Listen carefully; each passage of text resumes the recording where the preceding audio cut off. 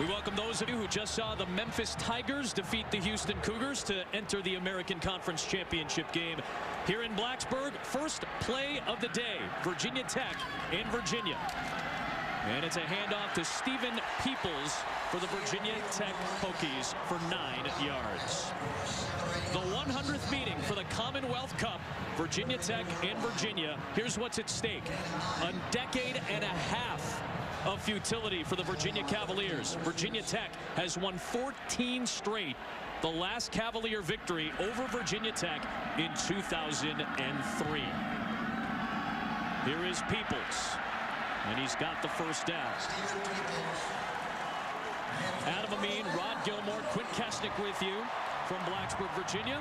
And we introduce you to the transfer from Kansas, Ryan Willis, making his 8th straight start after Josh Jackson got hurt in September. And he's played well, and he said this game is the most important thing to him. He wants to win this game, even though it's been a long time since Virginia Tech has lost. He doesn't want to be the quarterback to give it up. Ball start. Offense number 61. 5-yard penalty. First down. Ryan Willis left a scholarship at Kansas to come to Virginia Tech as a walk-on. Redshirted on the scout team last year after 2 seasons at Kansas. Threw for a freshman record a few years ago when he was a Jayhawk.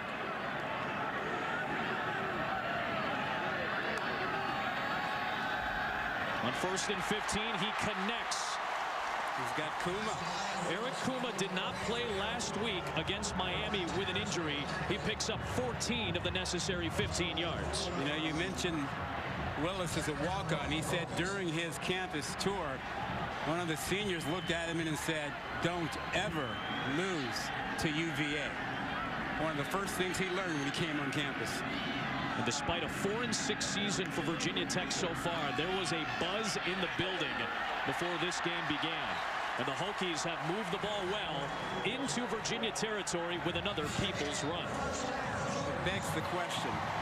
You lose 14 in a row and haven't won since '03. Is it a rivalry?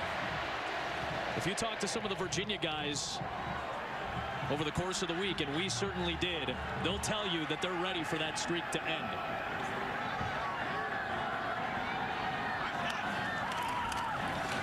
Here's Jalen Holston.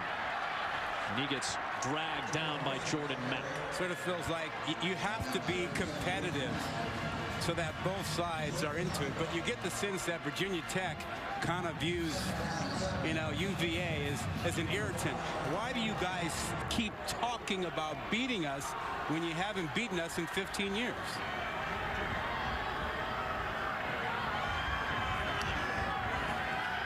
Second and 7. Thrown to the sticks, caught by Trey Turner, about a yard shy of the line to gain, Quinn. Yeah, meanwhile, Virginia coach Bronco Mendenhall owned the state, beat Tech. He has increasingly added importance to this game, to this rivalry. If Virginia can't own their own state, how can they own the ACC? He thinks that this game goes a long way in their development. I would like to be the owner of that brand new hat that Quint is wearing right now. Good job on Black Friday. Willis dropped the ball on the snap and then somehow handed it to Holston. That was good enough just to recover it to set up 4th down and short. That was a botched play that could have been disastrous. Yeah, never got it cleanly, but a good job of a pickup there by Holston. Now you go through your analytics. Do you go for it here? Every coach has a book. But you got to modify that book with your intuition. Justin Fuente, who's gone for it 24 times on 4th down this year, is going for it on 4th down here, and Willis will move the chains potentially. It looks like a first down based on where the official came running in from. Bronco Mendenhall was very wild in his gesticulations, saying no, no, no. Jeff Flanagan is our lead official and still waiting for a word, and finally he gives the first down signal.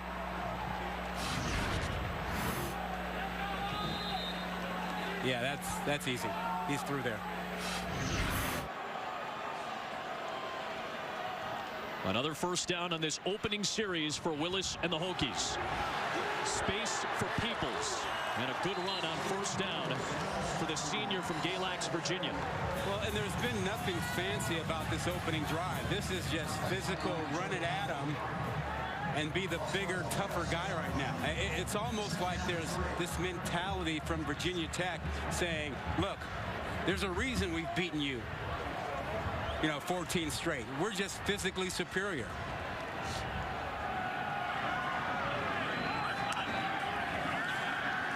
Willis pumps.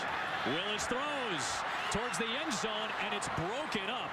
Excellent job by Brenton Nelson.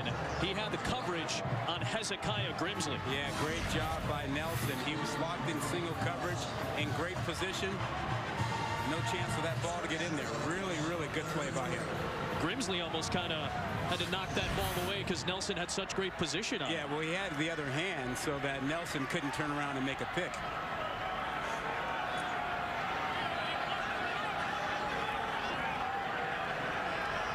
Third down and 3. Tech's gotten a lot of play out of Turner, the wide receiver, up to the top of the field. He was running the slant. He cleared out to try to get it to Peoples, but he could not hold on. Good job by Jordan Mack, the linebacker, to race over for the coverage. Yeah, one of your basic concepts, you have the outside receiver run a slant, taking the coverage with them, and then get your back out of the backfield. Now we're going to have a field goal attempt here. And Brian Johnson started his season 7 for 7. He is 0 for his last 5. So the long field goal kicker, Jordan Stout, has his first career attempt from 43. The redshirt freshman cannot connect. And field goal kicking continues to be an issue for Virginia Tech. The first attempt of Stout's career. An extended drive, but no points in the Commonwealth Cup. Welcome back to college football on ABC, presented by Jared. All part of the Jiffy Lube Rivalry Series. Commonwealth Cup from Blacksburg. Virginia Tech, a long drive, comes up empty after a missed field goal. And now Bryce Perkins takes over from the 25 for Virginia. And an incompletion to his top target, Olamide Zaccheaus. Bryce Perkins, another transfer, has had a very productive season. 28 total touchdowns, leading the ACC. Could set the Virginia record with a couple of scores today. And Rod, this guy has some dynamic playmaking ability. Well, he's an incredible athlete. So there's a flag on the play. Yeah, this will go against Virginia. Incredible athlete, but you wonder, how's a guy who had a broken neck even playing football now? Foul. Illegal block below the waist. Number 77 offense. Phillies have permission to the goal. Second down. Jake Feeler with the block below the waist penalty, so that will set Virginia back. Bryce Perkins spent 2 years at Arizona State following in his dad Bruce's footsteps. His dad was a fullback at Arizona State in the 80s, redshirted in 2015, and then before the 2016 season, during a goal line drill, broke 2 vertebrae in his neck. And was told he would never play again if he had surgery, and he elected not to have surgery. Incredible. Perkins on the slant finds Olamide Zaccheaus, and not much there as he's down at the 16-yard line. And he eventually transferred here to Virginia, had a connection with the BYU staff that had tried to recruit him out of high school in Arizona. And then when they heard he was looking to leave, and made themselves available. They reached out to his high school coach, and here he is in Virginia. 2 years ago, 2 fractured vertebrae. 2 years later, a chance to end a decade and a half of futility for Virginia. But that ball scrambling all over the place. That was botched from the beginning with a bad snap. Somehow, with the pressure from Taiwan Garbutt, he gets it away. Yeah, he's still hurt. The noise is relentless, and this is key. Perkins comes up limping. Remember, he got hurt last week against Georgia Tech.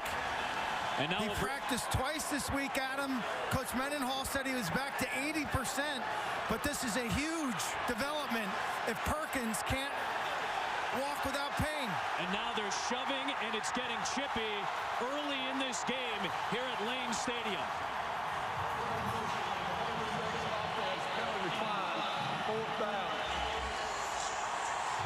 So after all of that, now this place is really starting to feel some juice. Bryce Perkins last week against Georgia Tech, as Quint talked about, got hit in the end zone. His left ankle got banged up. He was about 80% during practice this week. And after all of that, it's 4th and 20, and Virginia is forced to punt the ball away. No flags in terms of the chippiness that we just saw between these two teams. Damon Hazelton does not call a fair catch and is brought down at the 42-yard line after a 42-yard punt. This is not one of those friendly rivalries. There's a lot of bad blood here. Now, you saw there was some pushing and shoving with that last play at the end. You'll take a look, you'll see Perkins go down here. A lot of chippiness, a lot of chatter there. Taiwan Garbutt brought Perkins down, and that set off a chain of events with a lot of pushing and shoving at the end of it. Now Willis under pressure had that ball deflected by Charles Snowden. 2nd down coming up. At the end of that last play, you see here the pushing and shoving that occurred between the players. The chippiness that we've been talking about in this thing.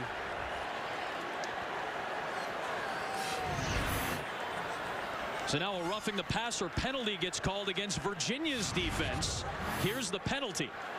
After all that, Jordan Mack with a late shove. Pretty unnecessary as that ball was coming out, according to the officials there. So that spots the football at the 44. And it's a fresh set of downs for Virginia Tech.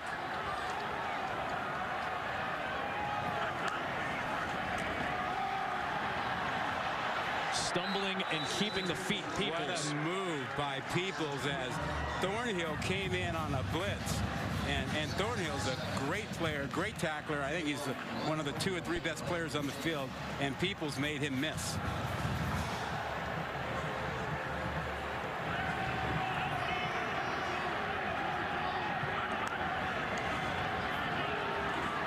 Here's Willis. Cute. Every confrontation in this game is highly contested. The two teams behave themselves during warm-ups for the most part. The refs are really vigilant, but the two coaches, Justin Fuente and Bronco Mendenhall, never shook hands, and I think that set a tone. You can just feel it. Yeah, Q, you know, it's quite normal for the coaches to meet at midfield before a game and exchange pleasantries. That did not happen today.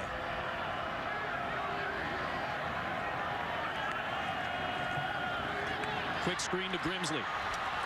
Makes 2 men miss. How about those shifty maneuvers by the sophomore from Williamsburg, back from injury as well. Well, we talk about friendly rivalries and nasty rivalries. Well, when you don't like your rivals, you know what you do to the band? You put them in Siberia. You give them the worst seats you can possibly find. And Virginia's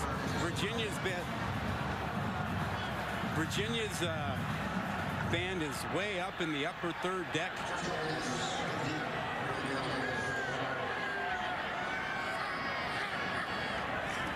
Oscar Bradburn punts away to Chuck Davis. And this is going to go into the end zone. That'll set up Virginia at the 20.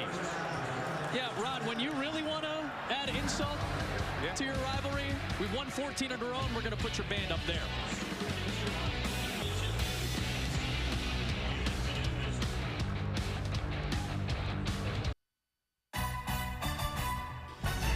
College football on ABC is presented by Jared. Dare to be devoted. In part by the unexpected energy of ExxonMobil. Energy lives here. And Buick, proud partner of the NCAA. College football on ABC presented by Jared, all part of the Jiffy Lube Rivalry Series. The offensive line coach for Virginia, Garrett Tujay, and his wife, Cammie, hosting the Virginia Cavaliers for dinner on Thanksgiving night. We are 3 series in. Scoreless game. This is the second Virginia series, and Bryce Perkins is in the game at quarterback with penalty markers flying for movement. And that young man is very hyper, very emotional. That's Howifield, number 4, the linebacker. He's pretty fired up in this game. He's a true freshman from Shelby, North Carolina. When we asked Justin Fuente about him yesterday, you know what he said? Full go. School, football, or the passion that he has for welding. He goes full bore at everything he does, and he's been in the midst of a couple of fracases already. Perkins off target for Zacchaeus. So when we talk about chippiness and you're a freshman in this rivalry game, remember when Perkins got hurt? He's telling Perkins to get off the field. How about that? I mean, talk about chippy and getting involved, getting into it. Hey, Virginia Tech has heard all week about how this is the year that Virginia's going to win. Got to get it done. It's the first time in 4 years that Virginia comes in as a favorite in this game.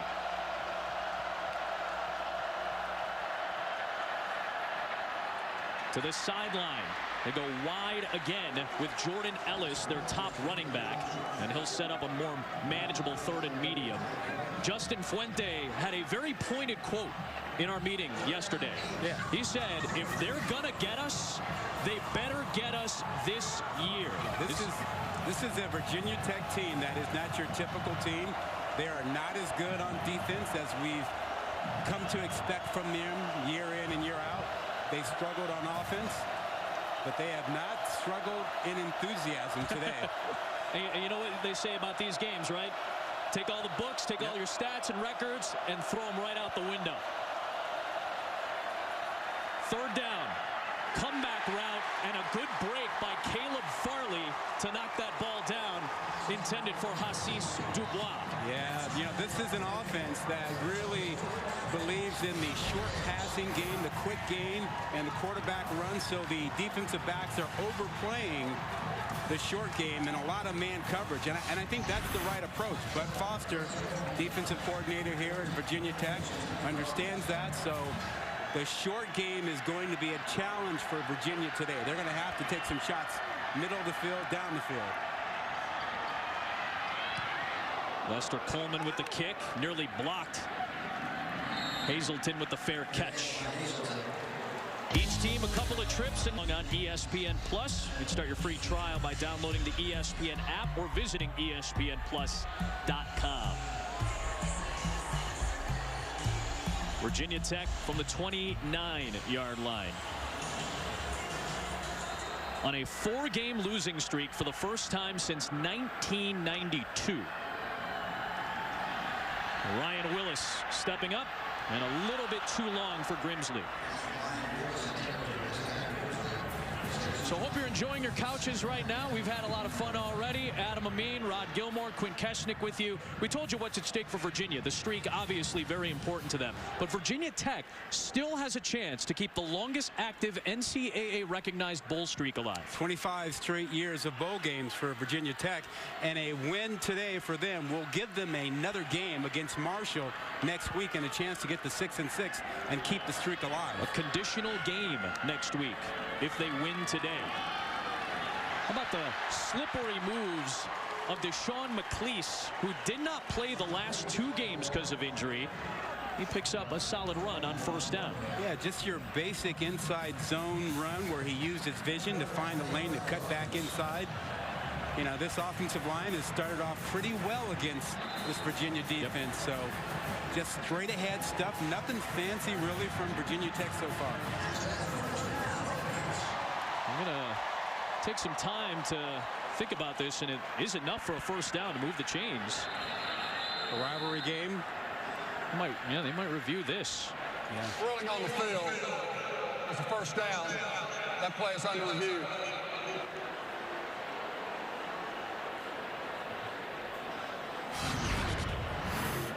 You can review forward progress if it pertains to a score or the line to gain. He's short. Oh, he's way short. Yeah, it should be 3rd and 1 coming up. Good catch by the replay crew. And they had announced a first down on the field.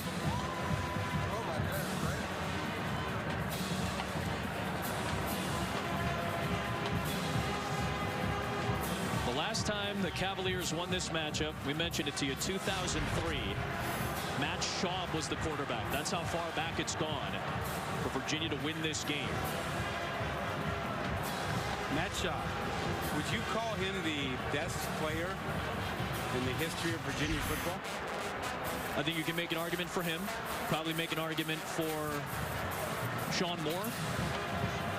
Maybe Aaron Brooks. Make an argument for the Barbers. Terry Kirby. Terry Kirby. That's a good name, Quinn. Herman Moore. Herman Moore. During the glory days. Ron of Barber. Yep. You guys mentioned Chris Long?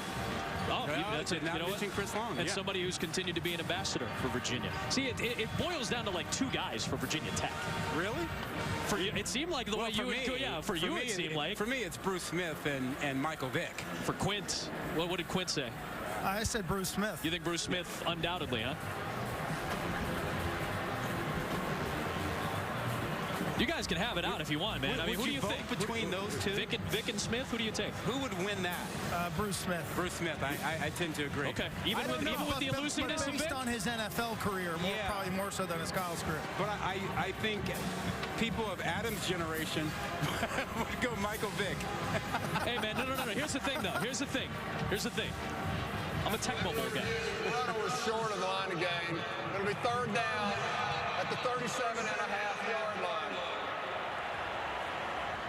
Properly ruled there. Listen, I grew up on Tecmo Super Bowl, all right? Buffalo was my team. You had Bruce Smith coming off the edge and Thurman Thomas running the ball, all right? Yeah, like that?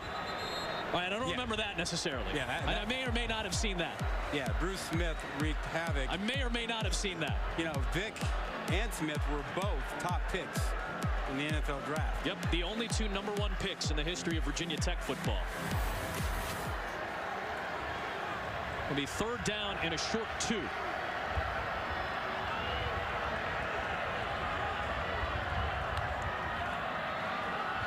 Willis on the designed run.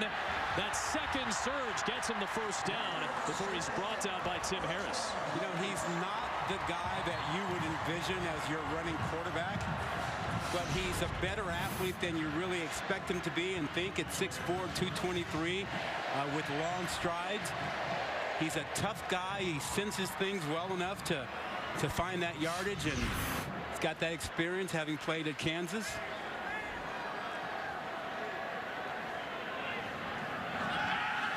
Willis coming back the other way. Was that caught?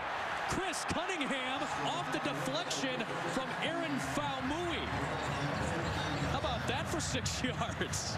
Well, it probably should have been picked off. I thought so too. That was floating after it touched Faumui. What a grab by Cunningham. That's his first catch since September. And now a quick strike from Willis, looking for Phil Patterson. That'll bring up 3rd down. I expect Willis to run the ball more today. You think about his situation, taking over for Josh Jackson as a backup. Yep. They're hesitant to run him because what if he got hurt?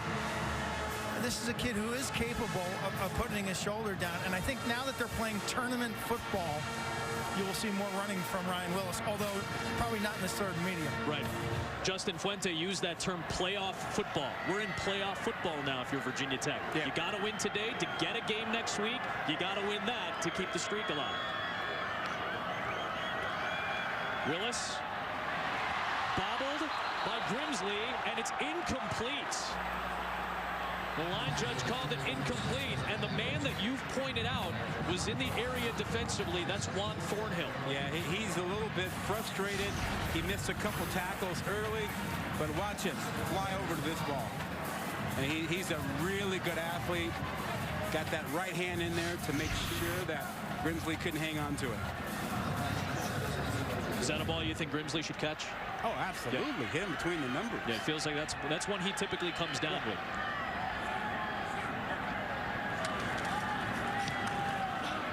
Special teams an issue in Virginia's loss in overtime to Georgia Tech last week to the playoff. That's what's at stake tomorrow night on ABC. The way it should be. Terrific season so far for Notre Dame, and USC gets to play spoiler, or else they're 5-7 and sitting at home for the holidays.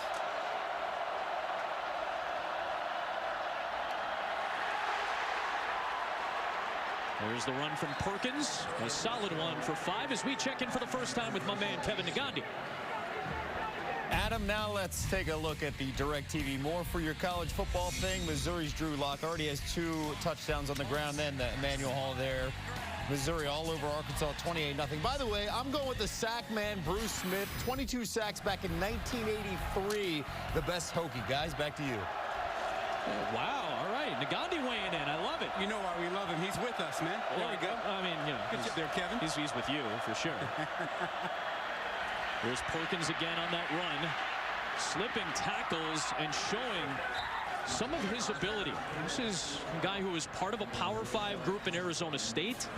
Obviously, the injury took him out of commission and out of contention for the job. Lands at a JUCO last year and has fit in perfectly at another Power 5 university at Virginia. Well, they've tailored this offense to work for him this first season.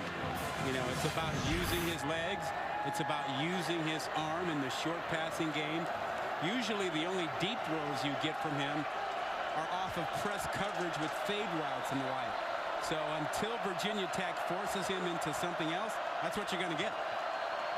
First down for Virginia today. Now showing off the arm as he finds his top target, Olamide Zaccheaus.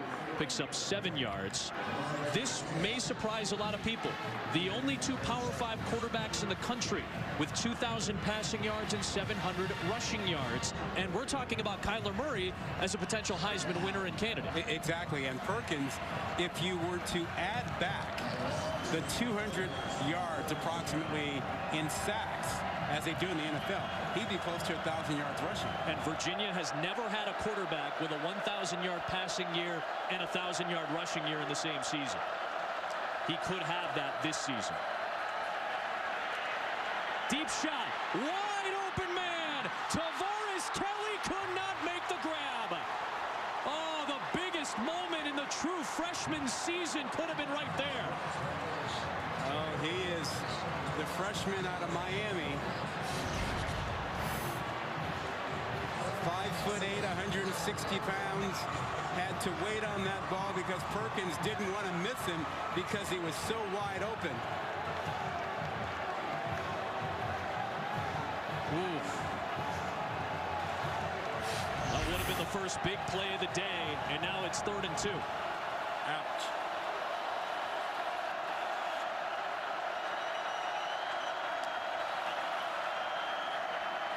Going to try to run for it. At the very last moment, he finds Joe Reed. How about Perkins with a little improvisation for the first down? Let's go back to that last play where you had Kelly wide open. He's right here. Yeah. Watch how he gets wide open. A little confusion in the secondary, and nobody takes him. You've got the free safety, and both safeties looking inside, ignoring Kelly, and the corner rolled up. Inexperience on this Hokie defense. You've got 10 freshmen or redshirt freshmen on their 2 deep of the defense alone. They lost a bunch of talent from last year to the NFL. Under pressure and launched away. Reggie Floyd with the pressure for Virginia Tech. You mentioned losing 7 guys to the NFL. You add to that, you know, some guys who were transferred, removed from the team. You get some injuries, and all of a sudden you're playing a lot of young guys. And we've grown accustomed to Bud Foster and pressure and exotic defenses. He can't do that with the young guys because they get confused, and you saw that 2 plays ago.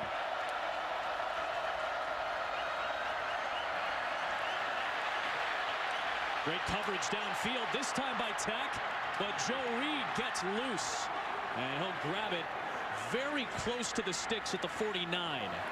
And there is absolutely no pressure coming from Virginia Tech. And again, Foster likes to bring pressure, but he can't, and so they don't have a dominant pass rusher. So Perkins has all day to sit back there and try and find someone. Bryce Watts, the cornerback, is down. August 2019, 15 schools all on one network and a new place to call home. It is the ACC network next season. The last time Virginia beat Virginia Tech wasn't even in the ACC. It was their final season in the Big East. Bryce Watts, the cornerback, who just returned last week after a broken forearm and is playing through some pain, is on the sideline. 3rd down and 1 for Bryce Perkins.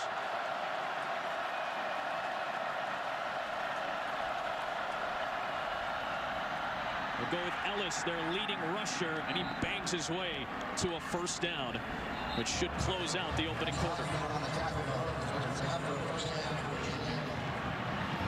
There was juice in the building. There has been heat and shade thrown around all week. I don't think it's going to stop, man. Scoreless through 1 in the Commonwealth Cup. College football returns after this message. Back to college football on ABC, presented by Jared. All part of the Jiffy Lube Rivalry Series. 100th meeting all time, going back to 1895 between the Cavaliers and the Hokies. Fresh set of downs for Virginia. From the Virginia Tech 49. And it's Jordan Ellis. Running behind a offensive line that is seeing some shifting. They've already sent their center Dylan Rinkensmeyer to the bench. Chris Glazer is in at right guard, and they've moved Jake Feeler over to center as well. That's only the 4th run for Virginia. They've thrown 11 passes so far, so not a lot of confidence in that line and that rushing attack right now.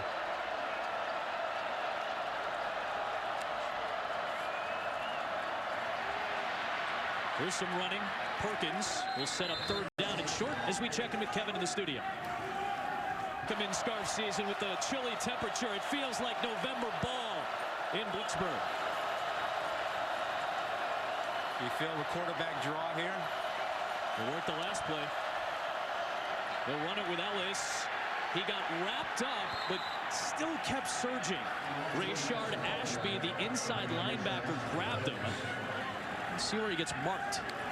He is 5'10", 225, kind of a bowling ball and a tough guy to tackle, and you saw him really fight for that extra yardage in there. Yeah, they're going to measure this. Jordan Ellis is their leading rusher. He wears the number 1 for Virginia. The way that Bronco Mendenhall has attempted to change the culture at Virginia since taking over before the 2016 season has a lot to do with the jersey number. Ellis gets number 1.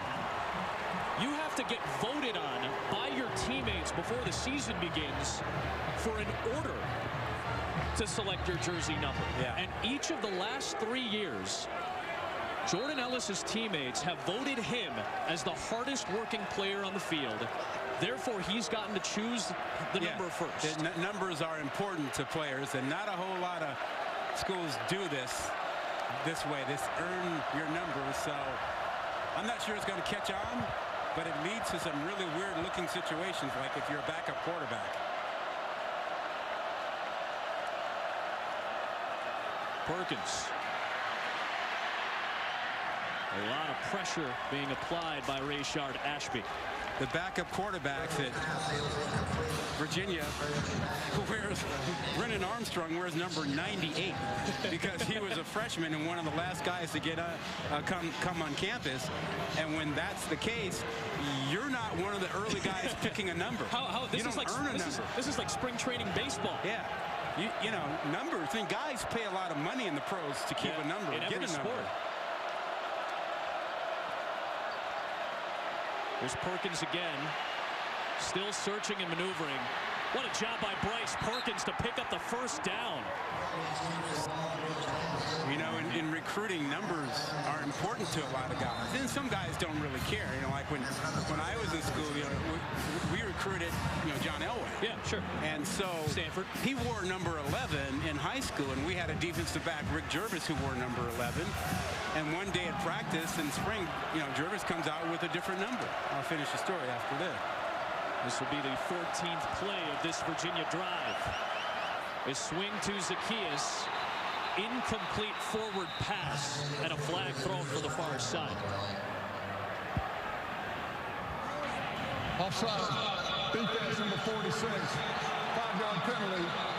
First down. Eli Adams, the freshman, was offside. So the defensive backs, we were all outraged that Rick had to change his number, and we're like, this isn't fair. That's so we're protesting at practice and whatnot, armbands and whatnot and all that. and the word got back to John, and John's like, I don't care about my number. Whatever you want. So Rick got to keep number 11. And one number to John Elway. And Elway got number 7, became 007, and the rest is history, as the story goes. A Hall of Fame plaque and a couple of Super Bowls. Hall of Fame Boston kids. Some guys care about numbers, some guys don't. Perkins. Nothing downfield. Eluding tacklers. Oh, that play was just going and going. Well, Eli Adams slipped the tackle. You can see the dilemma that Virginia Tech has. Yeah. Q, they're going to have to bring pressure at some point. I know Foster doesn't want to do it, but he doesn't have any choice.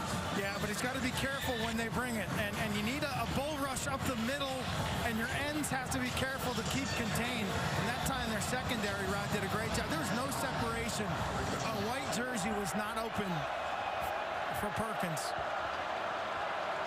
That play went 10 seconds and ended up losing a yard.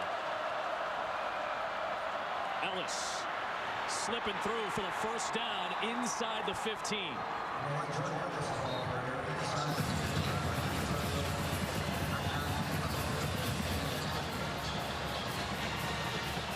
Ellis, a breakout season last year with over 800 yards. Are they good enough to run it in from this distance? I don't think so. Well, Ellis just left the field, their leading rusher. They have really struggled in the red zone this year. 12 TDs in their last 25 trips, and that's been about the clip for touchdowns this year. They're only about 51% in touchdown rate in the red zone. Perkins gets wrapped up. Did that ball come out? That ball came out loose. And Virginia Tech takes over. And it's Dax Hollyfield out of the pack. And Ricky Walker, wearing Beamer's number, made the play. Was he down? That's what they're going to find out now. Was he down?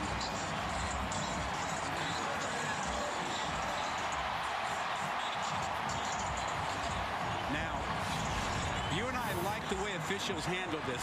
If they're in doubt about a fumble, they call it and let it play through. Now, you can see here, elbow down, knee down, now ball comes out.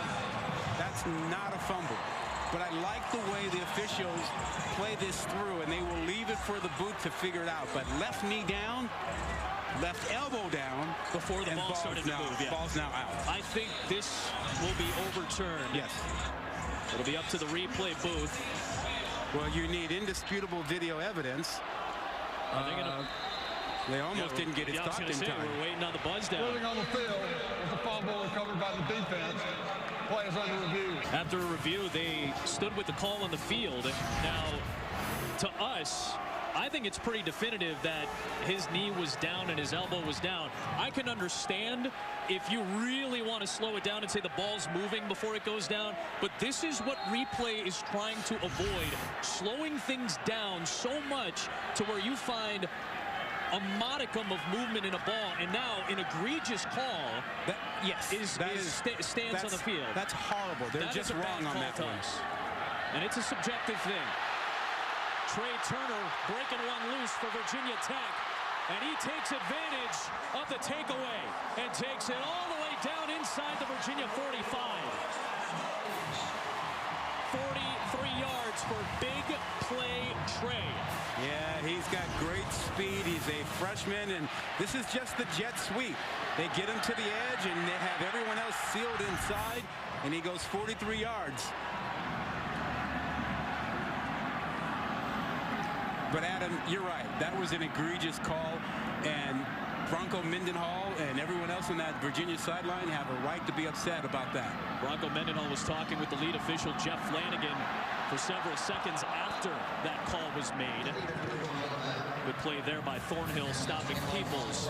Well, it takes points away, potential points away from Virginia, and then you have that momentary letdown and a sudden change, and then they give up a big play to Turner. Mendenhall was quite upset about that call.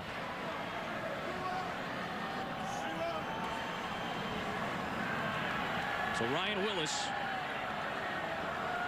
trying to break the scoring seal on this one. It was a 10-0 Virginia Tech win a year ago. What a play. How about that play? What a play. Sprinting in, Jordan Mack, junior linebacker from Georgia, came in like a rocket.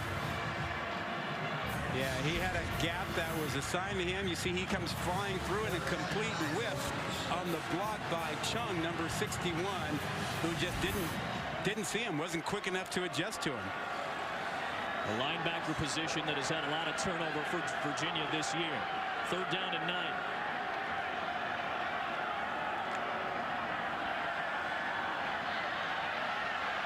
Willis. Time running out. Pressure came from Zane Zandier, the sophomore from Pittsburgh, and it's 4th down.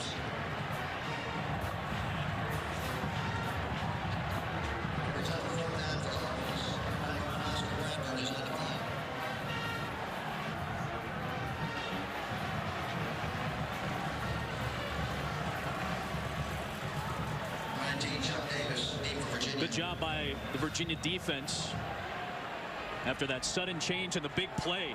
That could have been a brutal drive for them. Now Chuck Davis with the fair catch. 9 to play, first half, scoreless. Here comes Perkins. Pacific Life. Experience the power of Pacific. The Lincoln Motor Company. At Buffalo Wild Wings, try our $5 game day menu. One of the best traditions on Thanksgiving is the pardoning of 2 turkeys by the President of the United States, a tradition that's gone back a long way. Aflac! And it's time for today's Aflac Game Fact. The Hokies were once called the Gobblers. I see what you did there. The Hokie bird mascot is a turkey, for those of you curious. Got the turkeys and then the Gobblers fact. All right. Man, segues like nobody's business here, Ron Gilmore. Long field in front of the Cavaliers with this crowd on Virginia Tech's side. Here goes Perkins to the edge. And a good run on 1st down. Here is the evolution of the Hokie bird. I promise That's it gets scary looking. I promise it gets less frightening as time goes on. I was gonna say. It's a much friendlier Hokie bird. One that may not haunt your nightmares as one is the one in the 1960s. Yeah, that first one looked like it was something out of a horror movie. I know Frank Beamer did a lot of good things at Virginia Tech. That might have been the best one that came with the Frank Beamer era in 1987. After a 7-yard run for Perkins.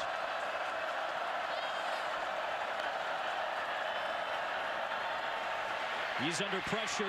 Belmar got the initial pressure on him. He was hit by Reggie Floyd as he threw it.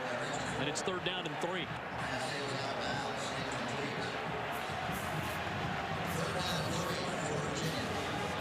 We still got the sign up. Home of the Fighting Gobblers. I love it. Lane Stadium. Been around since 1965. Fighting Gobblers. No jive turkeys. That was not your finest work. Okay. I think the tryptophan is getting to you, bud.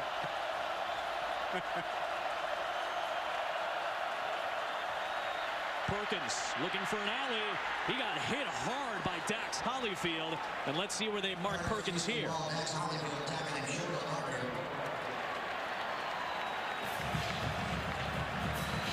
Line to gain was the 19. Yeah, and Hollyfield is looking like he's got a bit of an issue with his Right hand. arm, right shoulder.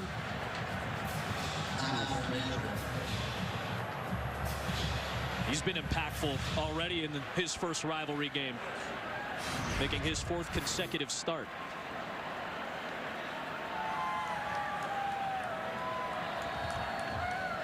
Seemed to be the right arm. Yeah, hard to see what happened, where he might have injured it. Oh man, and look how close this is. It is a first down, as ruled by Jeff Flanagan. My goodness, that's about as close as it gets. Broncos thinking the officials still owe him for the fumble that was confirmed by replay when he was in scoring position. So this Virginia drive stays alive. Zacchaeus has been awful quiet for the Cavs. Yeah. Who's in the slot right now. They wanted double-digit touches for him. Slot to the top side. Perkins again. Not much there. Belmar was there for the stop. Olamide Zacchaeus, as we were told, you see him at the top of the formation in the slot. Yeah, look what they do, though. They put some of their linemen out here, you know, just to confuse the defense, make them think about who's actually eligible, to make them cover the wrong guy. And at the end of the day, it's just an empty formation with a quarterback run. And Robert Anies, the offensive coordinator, trying to mix things up. Zacchaeus in the slot to the bottom of the formation, and now in motion. Perkins gets hit by Belmar, but it was Ricky Walker that made that play.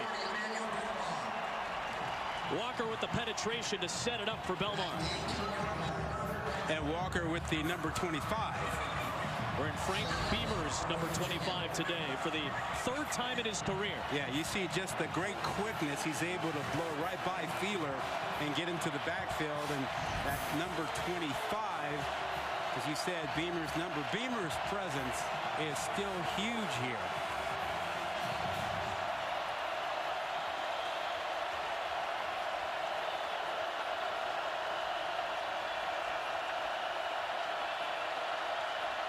Blitz. Perkins has one-on-one, but he's off target for Zacchaeus. Yeah, he had him. He had him. They picked up the blitz. One of the few blitzes we've seen from Virginia Tech. He had Zacchaeus out there and completely missed him.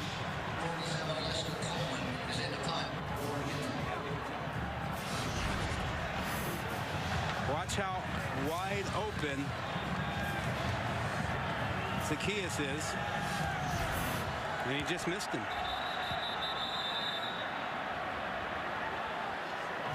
Illegal substitution, offense. 12 men in full motion. 5-yard penalty. 4th foul.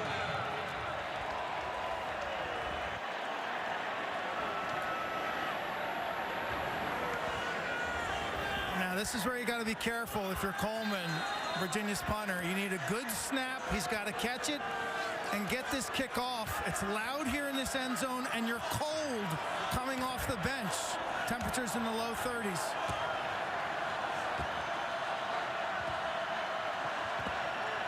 Some pressure again, and he gets it off. Well, that may have made contact with a Hokie. Did Zacchaeus pick it up after it had made contact with Virginia Tech's players? There is a flag down at the 25 as well. So a couple of things to sort out. And Virginia hoping that they catch a break and take over here. During the kick, holding number 27 receiving team. 10 yards penalty from the end of the kick. Receiving team keeps the ball. First down. We'll rule it as Virginia Tech football.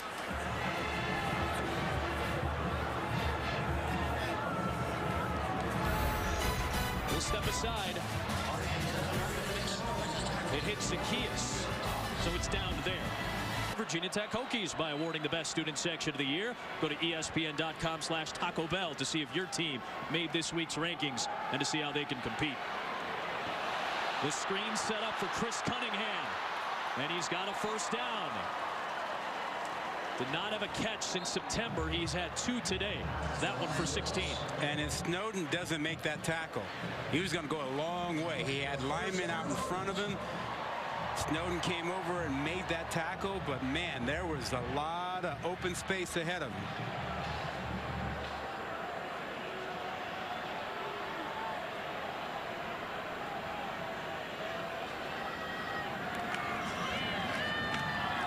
McLeese with a good shift to the outside. These have been very good defenses for Virginia these last couple of seasons. Bronco Mendenhall, though, gave up the play calling duties on defense this year. Now, in the past at BYU, he's come back to retake and reclaim the play calling duties. He thinks his staff this year has done a phenomenal job. Yeah, and they have. They've got some good players to help them out with that. A top 25 scoring defense for Virginia this year.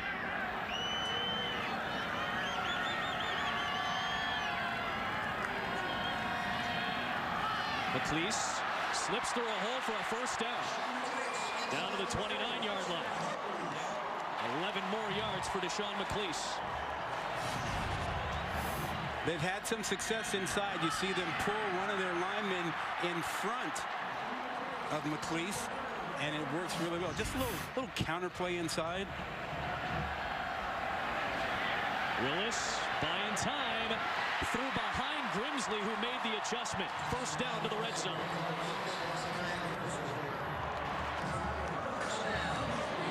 Change of tempo here for Virginia Tech, right on the ball. And going back to something you said earlier, nothing really fancy on offense for Virginia Tech.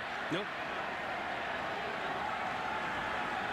And these last couple of plays have been good ones to set up first down and 10 at the 17.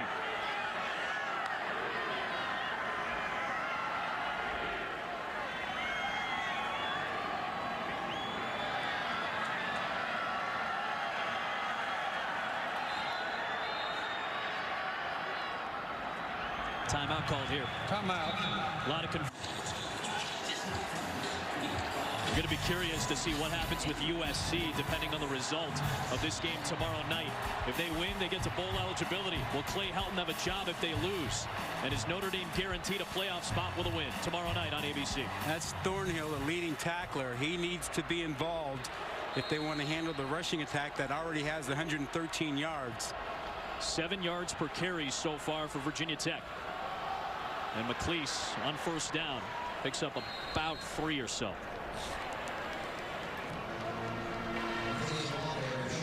Well, you see, when they want to make something happen, Thornhill gets involved, sifts his way around things. There's good blocking. He doesn't get hit. He's able to get in there and make a play. He's got 8 tackles already. You saw Deshaun McLeese go to the sideline. Stephen Peoples is in, and he gets the catch. Tiptoeing the sideline. Let's see where he gets marked out.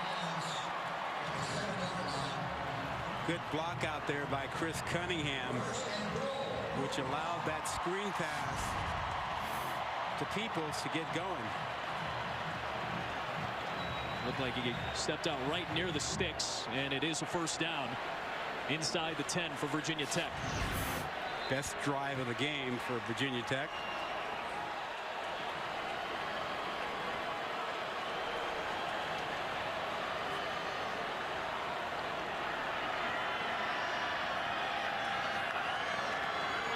Willis, one-on-one, looking for Turner. Holy moly! Big play, Trey Turner, touchdown Tech.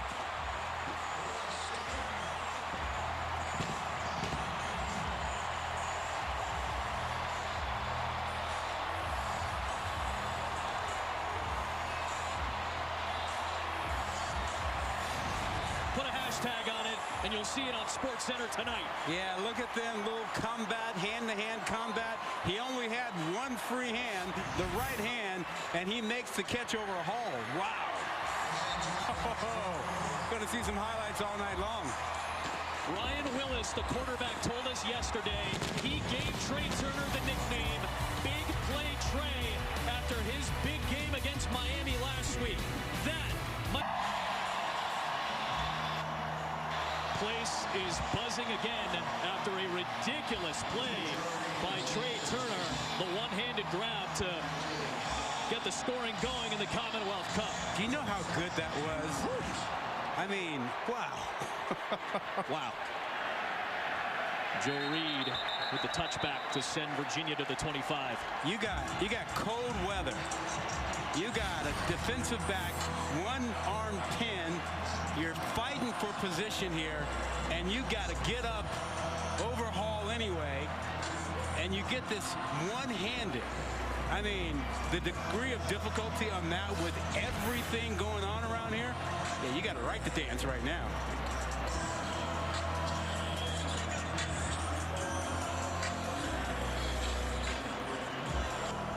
True freshman out of Greensboro, North Carolina. I wonder who's going to jump higher, him or P.J. Hairston, his former North Carolina Tar Heel brother.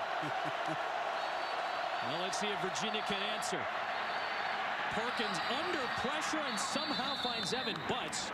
Couldn't even hear the whistles, it was so loud a moment ago. The whistle blowing the play dead, I believe. Prior to the snap, timeout. Virginia, their first timeout. Please reset the game clock to 2:44.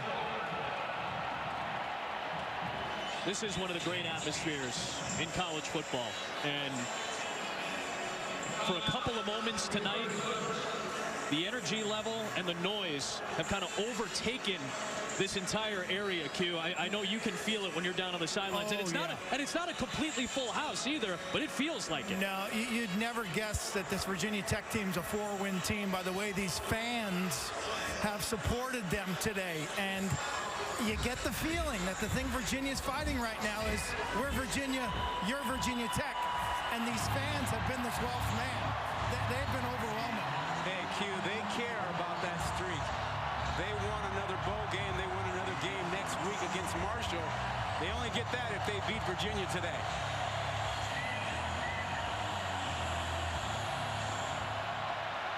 Music was still going on the snap. Perkins, not much there. And the juice is only going to keep on moving with Ricky Walker and Khalil Ladler making the play. Yeah, Perkins wanted the run-pass option. He wanted to throw the slant. That was taken away, and then he just tried to get what he could out of it. You know, not a lot of moving pieces to this offense for Virginia, and Tech has kind of honed in on that.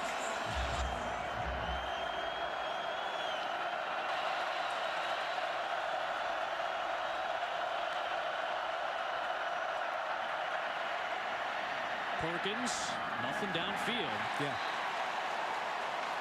Yeah, and that's sort of the thing, you know, when you watch a lot of tape and you find out that they really are, as the flag is down, a quick throwing team. 3 steps, get it out. Only 10 points allowed to Virginia over the last 9+ quarters. Remember, It was a shutout a year ago, and only 10 points allowed in 2016. After the play was over, personal foul, number 54 on the offense. Down counts, 3rd down. After this, it's to the goal. It's Ryan Nelson. Redshirt freshman left tackle at a very key spot for Virginia. What I was saying about the offense, though, when you recognize that they are a short throwing team, get the ball out, you want to play a lot of man coverage and take away that opportunity and force them to throw deep. Take the air out of those short routes and see if they can hold up and throw the deeper routes. And that's exactly what Virginia Tech has been doing.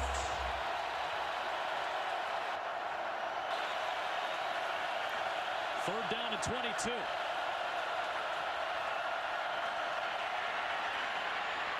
And Perkins, not nearly enough.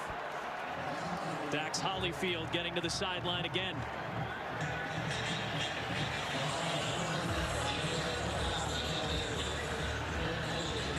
This feels and looks more like a vintage Virginia Tech defense so far in this game. Yeah, and it's a little surprising given that this is not the most experienced team. They actually have gotten away with a couple of blown coverages. Early in the game. Early in the game, and a drop pass by Tavares Kelly. Kelly all alone. Yeah. On pressure coming, and it's blocked. All the way to the end zone, and it's a touchdown for Virginia Tech. Trey Turner with the block again. Another big play.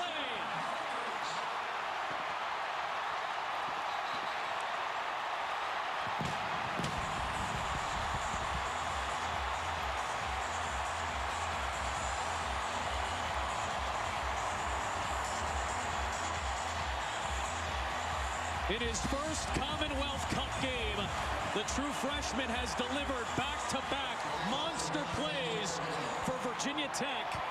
Javon Quillen ends up with the touchdown for the Hokies. Yeah, but that was all about Trey Turner. And it's 14-0. You said Frank Beamer still has a lot of influence. That was Beamer ball just Totally then. Beamer ball. And you're talking about, again, the freshman Turner, who just a few plays ago made a fantastic touchdown catch, comes out on the punt team, and then gets to the punter. Here he comes off the left side. He was so fast in there, he almost had to slow down. He had both hands. He could have blocked it with his entire body. On the succeeding kickoff. Quillen recovers the touchdown, Turner the block. Then a personal foul penalty against the long snapper Oscar Shadley. So add that penalty to the kickoff coming up.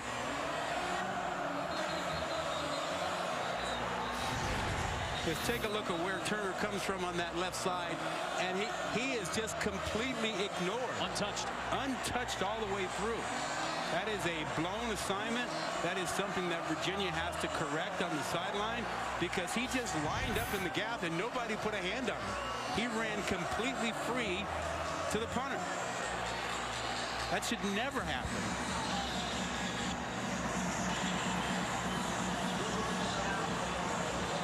Joe Reed back to return for Virginia. Remember what the coaches said to us yesterday. If you're going to beat Virginia Tech, Virginia, you're going to get your win, get us now. This is the time. This is the weak team. Not next year, not the year after. Justin Fuente said, get us now. You won't get us later. And he knows what's at stake. He called it playoff football. Didn't you get the impression, too, that a little bit tired of the talk he was hearing coming from the Virginia area? Reed looking for a good return, and he'll take it out to the 29-yard line. This season, for every field goal and extra point made by participating universities, All-State will make a contribution to the university's general scholarship fund. Thank you, All-State. You know, on the other side of this, Bronco Mendenhall spoke very candidly about how this is not just another game. This is a game that has added value to it for a myriad of reasons. It's quite refreshing to hear a coach say that. There was a lot of candor in our discussion yesterday. Perkins. Dangerous play, nearly intercepted by Caleb Farley. A penalty marker is thrown from the near side. We're looking for Terrell Jana, but Caleb Farley nearly picked it.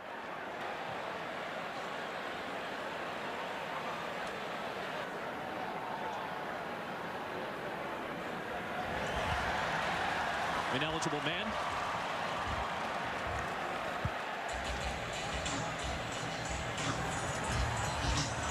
Probably got a lineman down the field as Perkins started to scramble. Ineligible receivers, downfield offense, number 77, number 78. Penalty decline, second down. If you're an offensive lineman or an ineligible player to receive the football on the snap, you cannot be more than 3 yards downfield when the ball is passed, and that was the case, which is often the case in these RPO offenses when you got a scrambling quarterback. Perkins took off, and he didn't know if he was going to throw it or run it, and he's trying to block for him. Here's Ellis. He's hit by Belmar. And now let's see if Virginia Tech's going to use some timeouts here.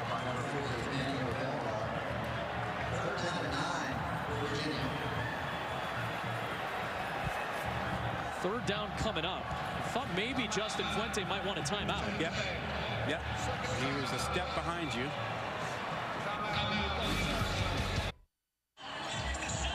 We didn't have a point for a good chunk of this first half, and then big play Trey showed up with two of the biggest plays of the day. Yeah, terrific one-handed catch in the end zone for the freshman, and then just a few moments later, blocked that kick and set up a touchdown in the end zone. That was only the second block kick of the season for Virginia Tech, the first since the opening game against Florida State. There's Ellis. On third down and 8, he only works his way to the 35, and Justin Fuente is going to use that final timeout. Yeah, you know, and this is a good opportunity to see whether Virginia has corrected the problem they had with their punt team. Because last time Trey Turner ran untouched into the backfield right at the punter. Completely untouched, unblocked, no one even paid attention to him.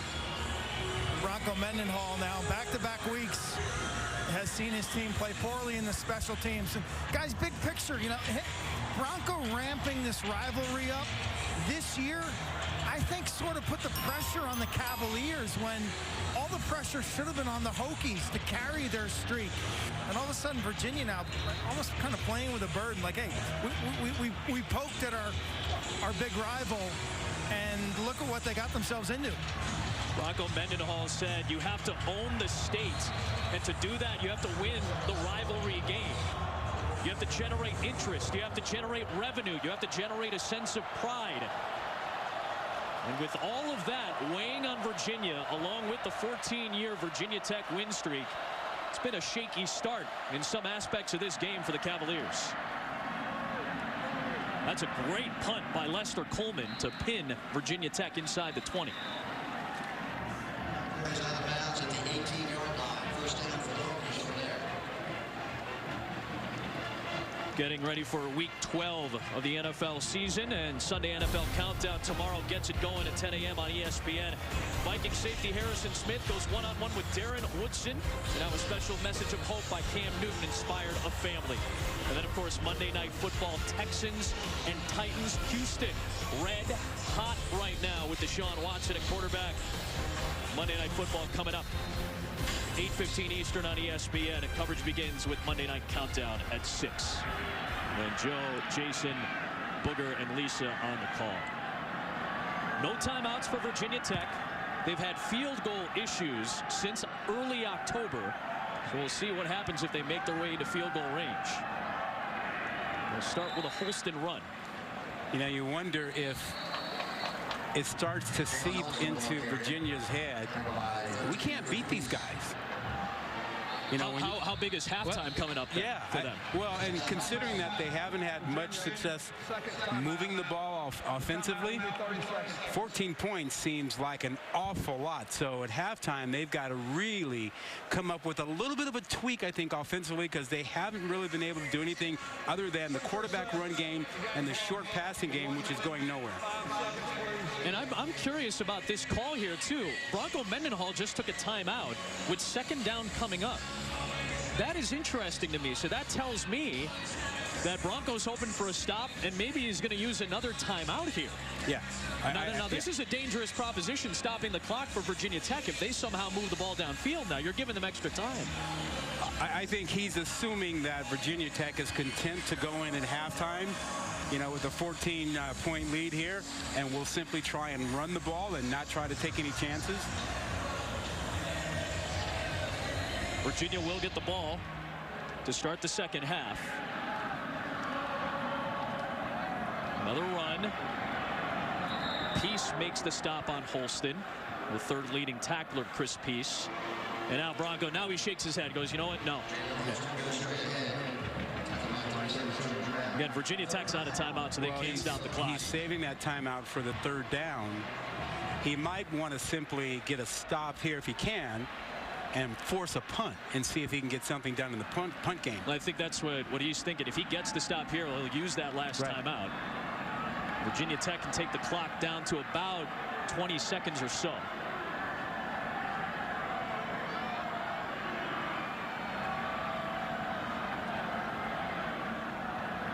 Chris Peace is there to stop Holston. This becomes an interesting call potentially, depending on the spot. I'm going to say that it's short, so will Bronco take this timeout? No, why not? I mean, you can't take it home with you.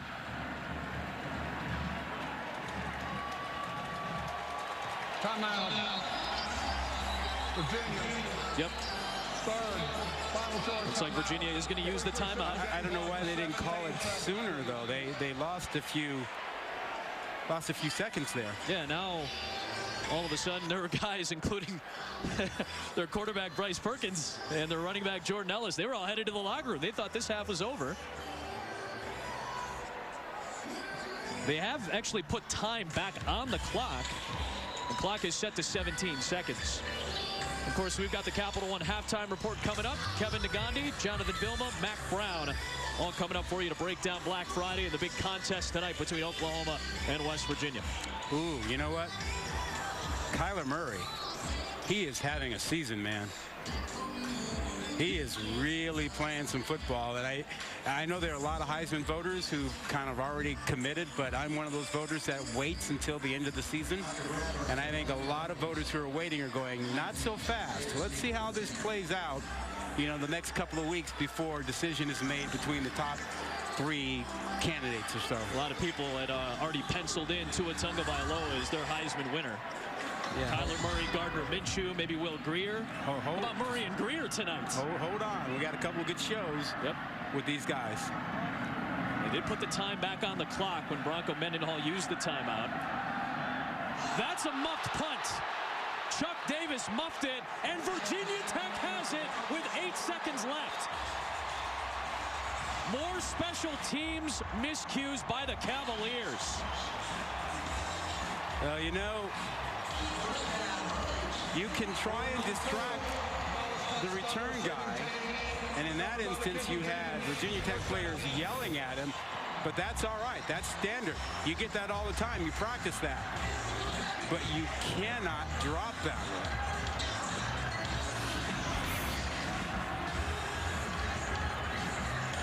Virginia Tech has had field goal issues all season.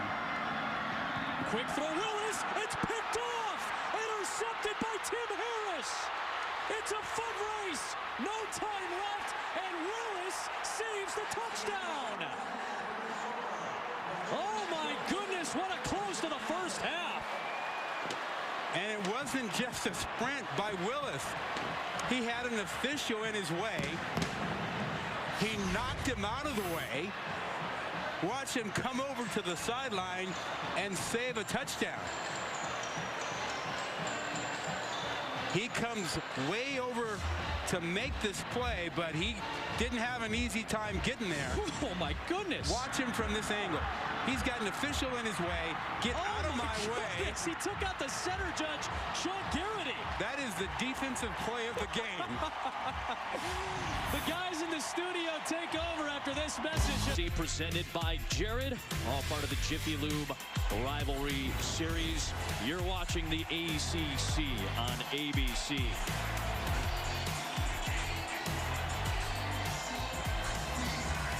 Willis with the touchdown-saving tackle on his interception to close the first half. Kept it at a 14-0 Virginia Tech lead. Virginia will get the ball to start half number 2. Bryce Perkins will be out there. We've had some chippiness in this rivalry. Not of the friendly type of rivalries that you sometimes see, but this one has been loaded with a whole lot of stuff. Touchback, first down for Virginia from the 25. Time for Jiffy Lube's Do More in a Jiffy. We had plenty of action in that first half. Yeah, and most of it was by Trey Turner. That catch, that one-handed grab, put Virginia Tech up 7-0. Then he comes right back with a blocked punt, which gets recovered for another touchdown, 14-0. And how about Willis? This is the defensive play of the game. You get a pick by Harris. He runs through the referee and then runs down Harris. That saved 7 points. Trey Turner with a monster first half. Well, let's see if the Virginia offense can score on Virginia Tech for the first time in 2 years. There's Perkins. Couple of yards. Adam Amin, Rod Gilmore, Quint Kesnick. Let's remind people what's at stake today. Virginia has not beaten Virginia Tech since 2003. Virginia Tech needs a win today to play a conditional game next week to try to keep their bull streak alive. Yeah, and there's been a lot of talking out there on the field and the like, and you just sort of have this sense for Virginia, they've got to switch things up a little bit. They've got to find a way to get Perkins going. The rushing attack from the quarterback position isn't there. They have to throw the ball down the field. Running it with Jordan Ellis for a couple, Q. The offensive line, the main critical concern for Bronco Mendenhall, Cavaliers head coach, and their lack of success on first down. When this team falls behind the chains, they have issues. There's been no run game, and Virginia Tech and defensive coordinator Bud Foster have done a great job rushing for, blitzing much less, and playing contain on the dangerous quarterback. Yeah, Quinn, and they've taken away the short passing attack. They've played man, or they've been aggressive in their zones so that the short throws are really contested. On third down, Zacchaeus past the sticks for the first down. He held on. And let's see if Olamide Zacchaeus becomes a bigger factor in the second half. Well, he is a huge part of this offense. He may be as critical as Perkins, and they just didn't get enough touches or targets for him in the first half. They got to find a way to get him going. I wouldn't be surprised if they started to hand it to him. Sure. He's got 3 receptions now in 25 straight games. Only N'Keal Harry, the stud wide receiver who's going to be a first-round pick out of Arizona State, has a longer streak. There's Perkins. You see the shifty maneuvering from Bryce Perkins. We talked about his dad, Bruce, fullback at Arizona State, where he began his career. He said, though, he gets his shifty moves from his mom, because he was a little bit of a troublemaker when he was younger. Who among us wasn't? What about Paul? I mean, Paul Perkins, his brother, pretty good running back, but he's saying when he was a kid, it was because mom was chasing him around and trying to corral him after he got into trouble a little bit. I think Paul would say he had better moves. Paul, running back for the New York Giants after a successful career at UCLA. Well, pressure on Perkins. Being chased by Walker, and somehow finding Hassis Dubois for a catch inside the 45. Can't coach that. Mom would be proud of that one, I think. You cannot coach that. 18-yard connection to Dubois. That is not only athleticism, that is just an athlete. That is a sense. That is some football savviness, keeping your eyes down the field and being cool and calm under pressure. That was the longest pass play for Virginia today at 18 yards.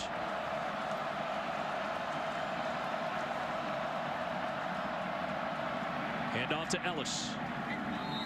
About 2. You know, Quint talked about the problems with the offensive line for Virginia.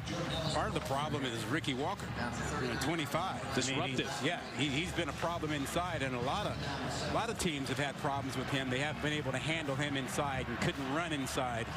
Teams that have been able to run on Virginia Tech have been able to double him, get him out of the mix, and then had some success, but he's been disruptive today. Playing his 49th career game. He was honored as part of the Senior Day festivities. Virginia Tech only has 6 true seniors, a very small senior class. There's Jordan Ellis moving the chains. Another senior playing for this Virginia club. Well, Adam, just as we talked about, they do a nice job to see Ricky Walker, 25. They get him moved off to the left side, and they're able to run back inside where he would have been. Virginia was last in the ACC in rushing a season ago. They've improved to 9th in the ACC this year.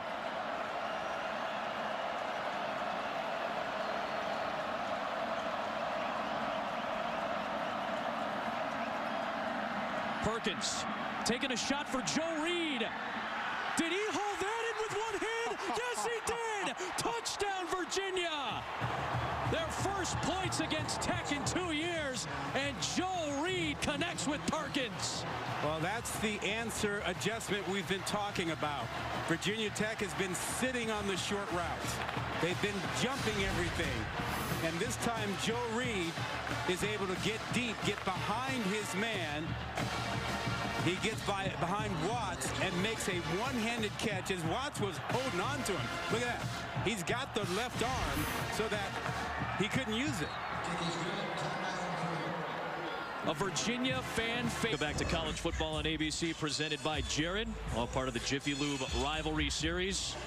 Joe Reed, a fan favorite in Charlottesville, gets the first touchdown for Virginia against Virginia Tech. The first points, in fact.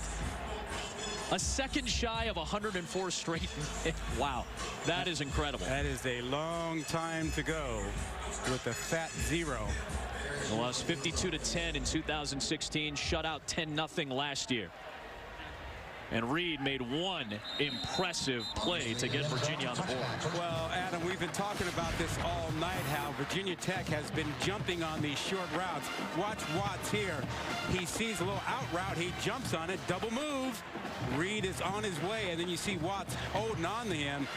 You know, that's not going to get it done. A tremendous one-handed catch. Now, if you, my man, if you want to hang out with Joe Reed, you got to know how to do that frog gigging. He is a country boy from a small town 90 miles south of Charlottesville, Charlotte Courthouse, Virginia. It's about 500 people. No stoplight. Peoples, speaking of getting stopped, good play by Tim Harris, the veteran cornerback. Joe Reed, his dad is a train engineer. He grew up riding trains with his dad, Carlton. And Carlton would regale Joe with stories about the glory days of Virginia football going back to George Welsh. So he always wanted to go to UVA. Joe did. Sure enough, in this rivalry game, he finally breaks the long drought of offense against his rival. When they asked Joe, what are your goals before the year? Number 1, beat Virginia Tech.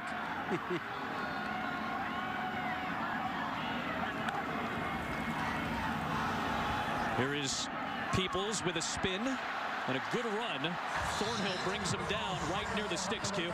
So, do you know what the frog gigging is? You got to have a spear and a flashlight, right? And you go out at night. And that's what Joe Reed does. That's what he does. That's what he did as a young man. Frog gigging. And then you know what they do with frogs? It's not the prettiest thing in the world, but they skin them and they fry them up and they eat them. They eat them. That's frog gigging. They eat them. A flashlight. I mean, I'm just not. Listen, Rod's palate is very refined, of course. Not a fan of frog. Dropped by Cunningham. Hard hit by Brenton Nelson on the tight end for Virginia Tech. Second down. The strength of this Virginia D, as you're seeing, is their secondary. They move a lot, they disguise their coverages, and they anticipate routes well and have a ton of PBUs this year. Yep. They impact receivers right at the moment of catching the ball. The weakness of this Virginia D is their front. Let's see how they can hold up here in the second half. Q, that back end begins with Thornhill, 21. And Bryce right Hall here on the other side. Yeah, Thornhill's right in the middle. He's a safety who plays a lot of roles. Well, there you see him getting in to make a tackle. Another one. He's not just a guy who makes that play. That's his 10th tackle. He's also a guy who makes big plays. He picks off the ball. He's got 5 interceptions. He is the guy who also is critical to their disguise. I mean, he will line up and make you think it's a 2 deep, and then he's in the box. He's out, so you can't really determine right now. See, right now, 2 deep coverage, right? Probably not going to be that. Yep. See, they rolled the safety over. They go underneath for Grimsley, and he's got the first down, slipping past Mack. Brought down by Blunt.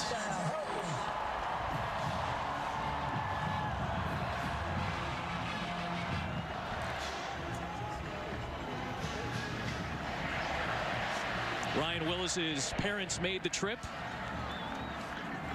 to see this rivalry contest. There's Grimsley on the jet sweep. He's got the first down. Hezekiah Grimsley. People's 32 out there with a good block that allowed Grimsley to get the extra 5 or 6 yards. These are some big running backs, kind of bowling ball style backs. Just watch Grimsley there. He leads this, and look at that lane he opens up with that good block out there over on Hall. Stephen Peoples, senior, having a career season on the ground.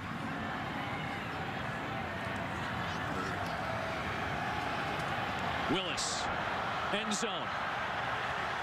Well, that nearly ended up in Bryce Hall's hands as he was guarding Trey Turner. You mentioned Bryce Hall on the back end of this. Bryce Hall leads the country in pass breakups. Yeah, you know, a little mutual combat, a little battle. Officials have been telling us all season, you know, you get the mutual combat down the field. It's not pass interference. If they see hands coming from receivers and defensive backs, let them play. This Virginia, their DBs, they turn and play the ball. Yep. And therefore avoid the PI calls. Yeah, it's something, Rod, you've talked about as a former defensive back. You got to turn your head back towards the ball. Maybe 2 yards for Peoples there into the pile. And Peoples goes right up the middle. Third down coming up. Back by 58, Eli Handback. Third down and 8 for the Hokies from the 28-yard line. Maybe in 4-down territory here with the way their field goal kicker has been performing in the second half of the season. Yeah, Brian Johnson didn't even attempt the first field goal. They brought in the redshirt freshman Jordan Stout, and he missed from 43. Screen against the blitz. And Jalen Holston has the first down. First down into the red zone for Virginia Tech, but let's check the penalty flag. That is. Here in the run, illegal block in the back on the 61 offense. 10-yard penalty, third down. Kyle Chung with the block in the back, the veteran offensive lineman for Virginia Tech. You know, and that screen call was a great call, recognizing Virginia's tendencies to bring pressure in this situation, reading the book on them, right play called at the right time, but just the poor job there with the penalty. And to Q's point, that may take them out of field goal range, because from here it's about a 47, 48-yarder. Yeah. Stout already missed his first career attempt from 43. And as we mentioned, Brian Johnson hasn't hit a field goal since the Notre Dame game in early October. Yeah, they'll need another 5 or 7 yards to get comfortable. And I don't know how comfortable is. Here's Willis. He'll pick up the first down with his legs.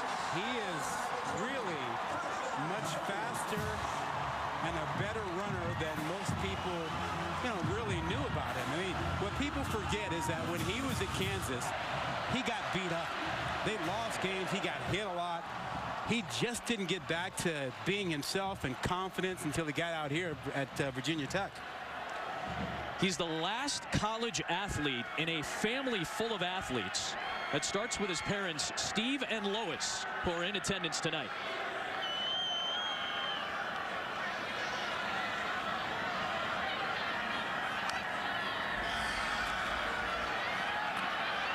Willis, end zone, and it's broken up. What a play by Juan Thornhill. I keep telling you, he is one of the best players on the field, one of the best safeties in the country.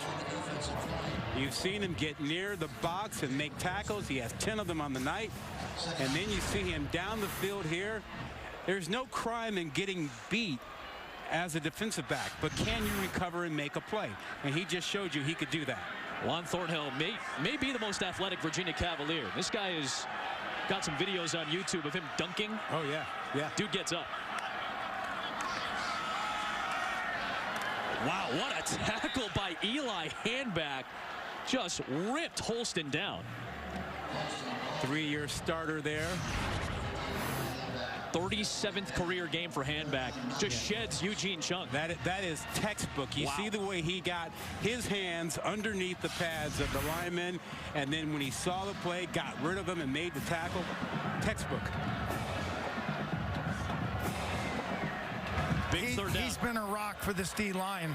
Last week playing nose guard against the Georgia Tech option. At times this year playing D-end. Very versatile up front, Q. 3rd down and 9. Willis won't make it this time. Chris Peace closed out the play, so now 4th down, and Brian Johnson is going to come out onto the field.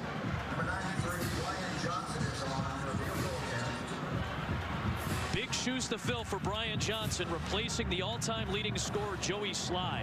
Began his season red hot, but he has gone 0 for 5. Now, granted, all 5 of those misses have been from beyond 40. This is a 31-yarder.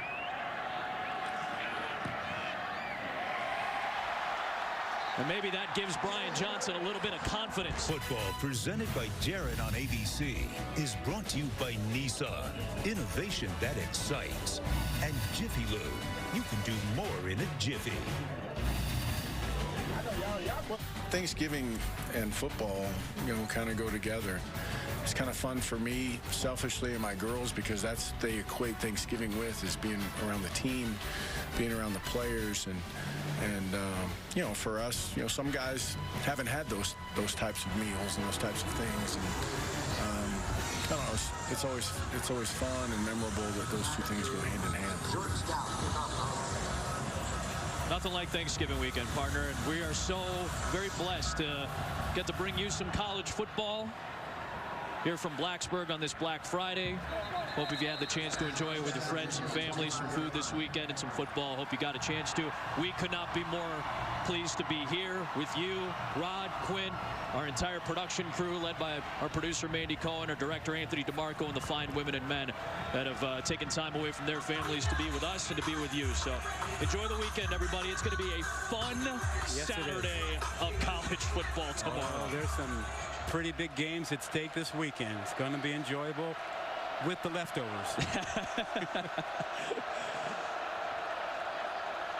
Bryce Perkins 3 for 3 here on his last 3 tosses, make it 4 for 4, and Joe Reed breaks loose again. Joe Reed in a foot race is going to take it home again.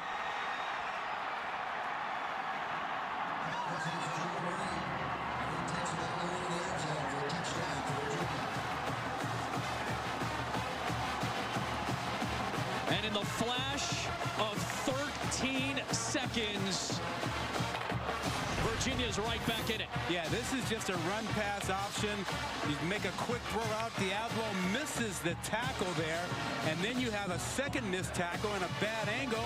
Those mistakes, Joe Reed takes complete advantage of it. And look at there. We got a 3-point ball game, partner. We got 2 stars dueling on either side. You've got Joe Reed on one side and Turner on the other. And right now, it's the Joe Reed show. 12 title game implications on the line between 2 Heisman caliber QBs. Points abound with Sean McDonough, Todd Blackledge, and Holly Rowe coming up. Can't wait. That'll be from Morgantown this evening. And we've got a battle all of a sudden tonight here in Blacksburg as we get a look at our Pacific Life game summary. Let's talk about a couple of wideouts. And I know this hurts you as a DB, but man, these catches are sick. You like dueling one-handed catches? How about Trey right there, Trey Turner with one, and then come right back the other way? Mr. Reed. I think Turner's was a little bit more higher degree of difficulty. I agree with you. I agree. Now, they're responsible for all the touchdowns. All 4 touchdowns that have been scored, Reed and Turner are responsible for them in some way, shape, or form. There's Stephen Peoples, brought down by Dylan Thompson. Good play by Thompson. He's not even listed on the Virginia roster on the site with a number. They had to give him the number 68, a grad transfer from Ohio State who only saw 2 games of action in 4 years. He got a better number than the backup quarterback. Backup quarterback has 98. Yep. He gets 68. And you're supposed to earn these numbers the way they do it at Virginia. Is that, right? is that an Ohio State tattoo, by the way, on his right arm? Got the block O, maybe? Yeah, maybe so. 4 years at Ohio State, got a degree in sport industry. Wow, look at that shot by Willis. There goes Trey Turner again. Inside the 35.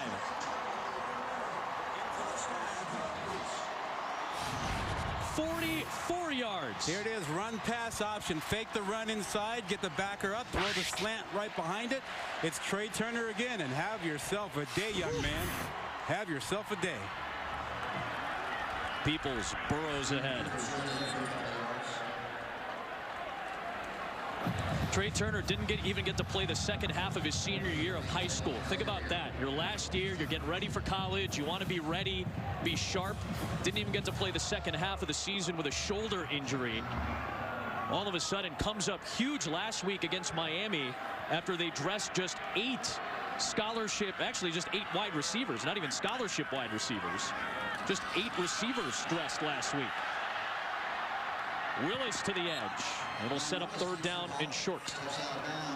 Yeah, I know the run pass option has become very popular and almost every team runs it now. I hate it.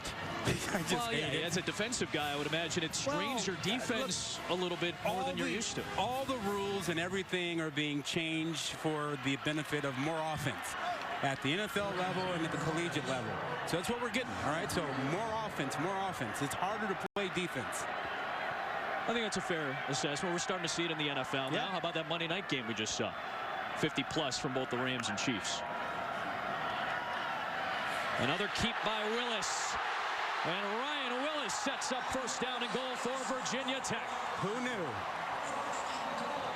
Who knew that Willis had that kind of speed? He is outrunning safeties. We saw him run down one right before the half, but he's become the main rushing guy for Virginia Tech. That was a 20-yard run for Ryan Willis. He's had a 40-yard run this year, too, against Pitt.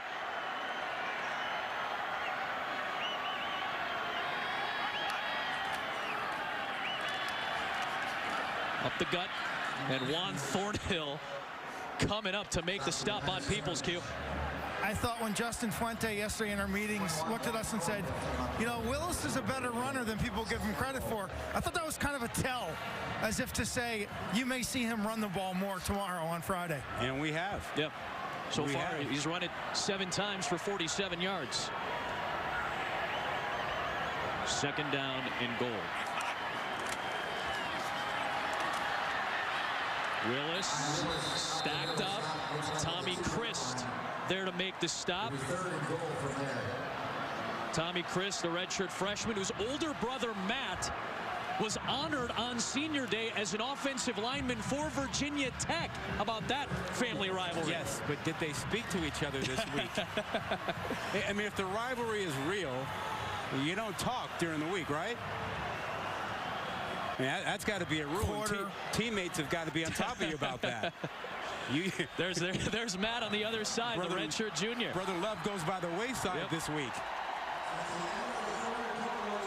How about the night we've had in Blacksburg tonight? Yeah, we're getting ready for the fourth quarter in a 3-point game. A 14-year Virginia Tech win streak in the series. Bowl game on the line for Tech. College football returns after this message and a warning on ABC from Blacksburg. Virginia Tech leads Virginia by 3. Third and goal from the 2. Yeah, it's got to be that guy.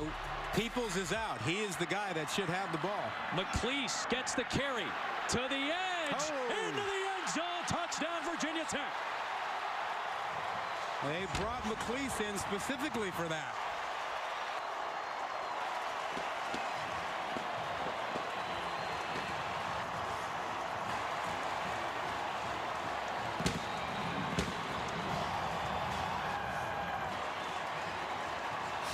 He hadn't seen the field in 2 games. Now they brought him in for the speed to get him to the edge, and he uses it.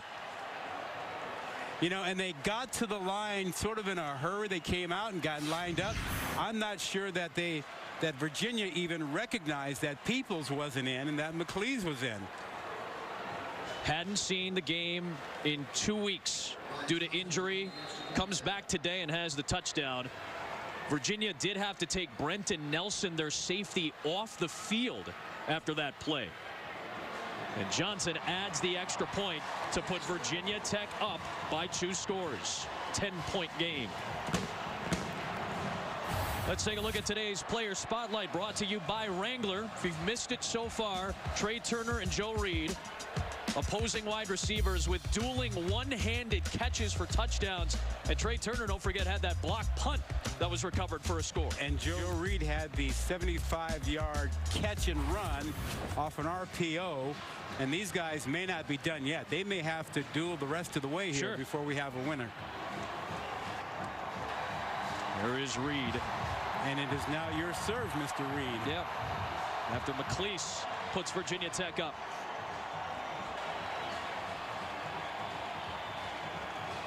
Not only has Virginia lost 14 straight to Virginia Tech, they've lost 9 straight in Blacksburg. You got to go back to 1998, the last time Virginia won here in Blacksburg.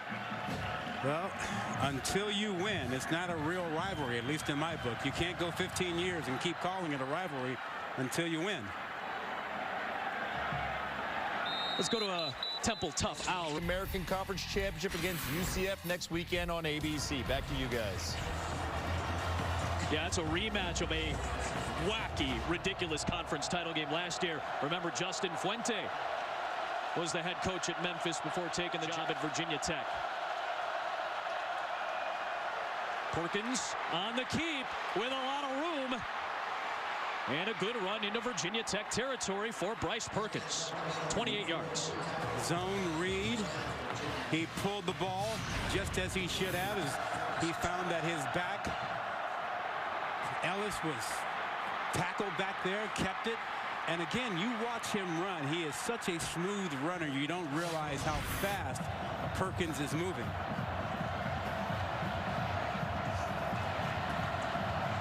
.82 rushing yards today. He is similar in size to Khalil Tate, a little bit bigger, a little taller. The Arizona quarterback, an excellent dual threat player himself. Now he's going to loft one up there, looking for Hassis Dubois, and the flags come flying in with Bryce Watts in coverage. Yeah. Watts had his hands all over him. Pass interference. Defense number 5. 15-yard penalty. First down. Yeah, the grab of the jersey. Yeah, well, and the other thing, didn't find the ball. Didn't get his head around. The 2 elements, what are the 2 key elements to avoiding the pass interference that you've always talked about? Well, I always say you got to catch up to the receiver, and then you got to get your head around. If you get your head around to find the ball, you got a chance. The officials now are letting you play a little bit down the field, but not if you don't find the football.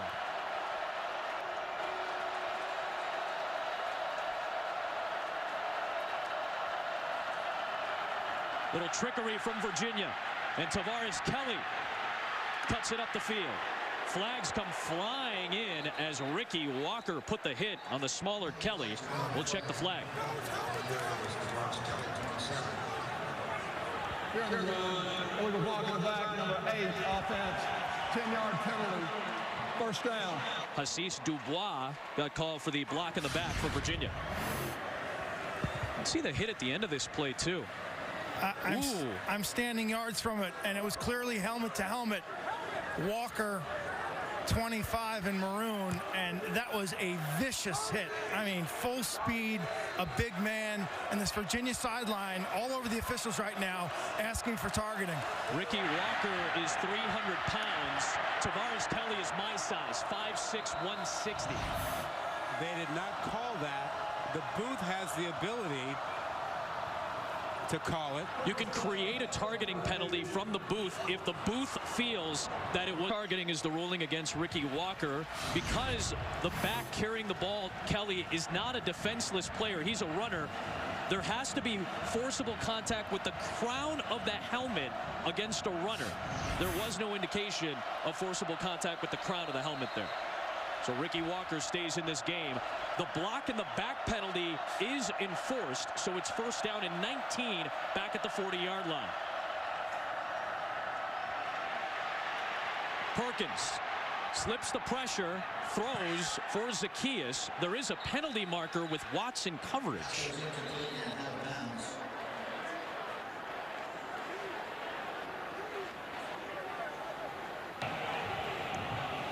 Holding, defense number 5. The penalty carries 10 yards and an automatic first down. So now Watts picks up a second penalty, and you see him talking with the side judge, Jeffrey Shears, there. He's upset about the call. And after all that, Emmanuel Belmont. All right, man, get your dance on. You know, he's working that cannon by himself. Yep. He's got to keep himself entertained, right? I do that in the booth, too. Entertain us. Emmanuel Belmar was taken off the field. He is back up on his feet on the sidelines. A fresh set of downs for Virginia, down by 10.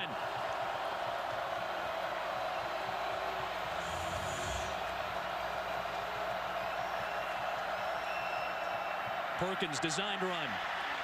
And there goes Bryce Perkins. Finally brought down after a good block from R.J. Proctor springs him loose for a 17-yard run. Floyd caught up to him. Yeah, they've pretty much given up on the inside run. They've done things to the perimeter and gotten Perkins involved. And remember, in the passing attack, they made the adjustment at halftime. Double moves, a little bit more throwing to the perimeter. And it's gotten them in this position where they can make this a one-score game. And Perkins closing in on what would be his 4th 100-yard rushing game this season. Ooh, hands off to Ellis.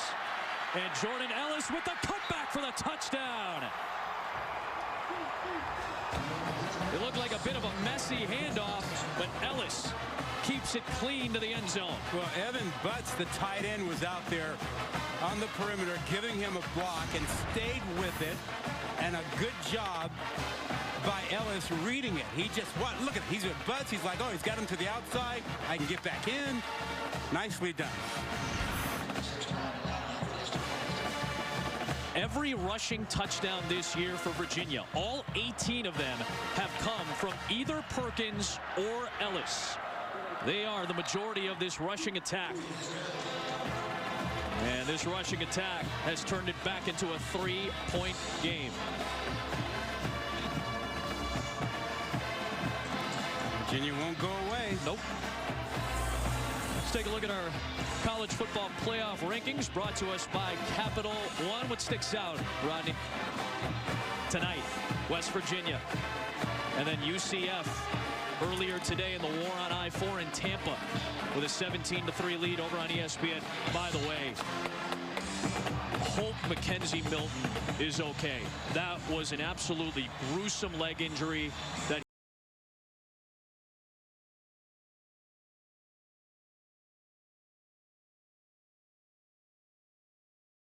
college football history, what he's done, you know, the last couple of years to put UCF on the map. Yeah, sure. And to see him suffer such an injury is just awful. Listen, you and I have talked about how the system doesn't really support a group of 5 team right now, but if chaos were to ensue in the next 2 nights, does UCF have a glimmer of hope? Stop it. I'm asking. Just stop it. I'm asking. Just stop it. It's not going to happen.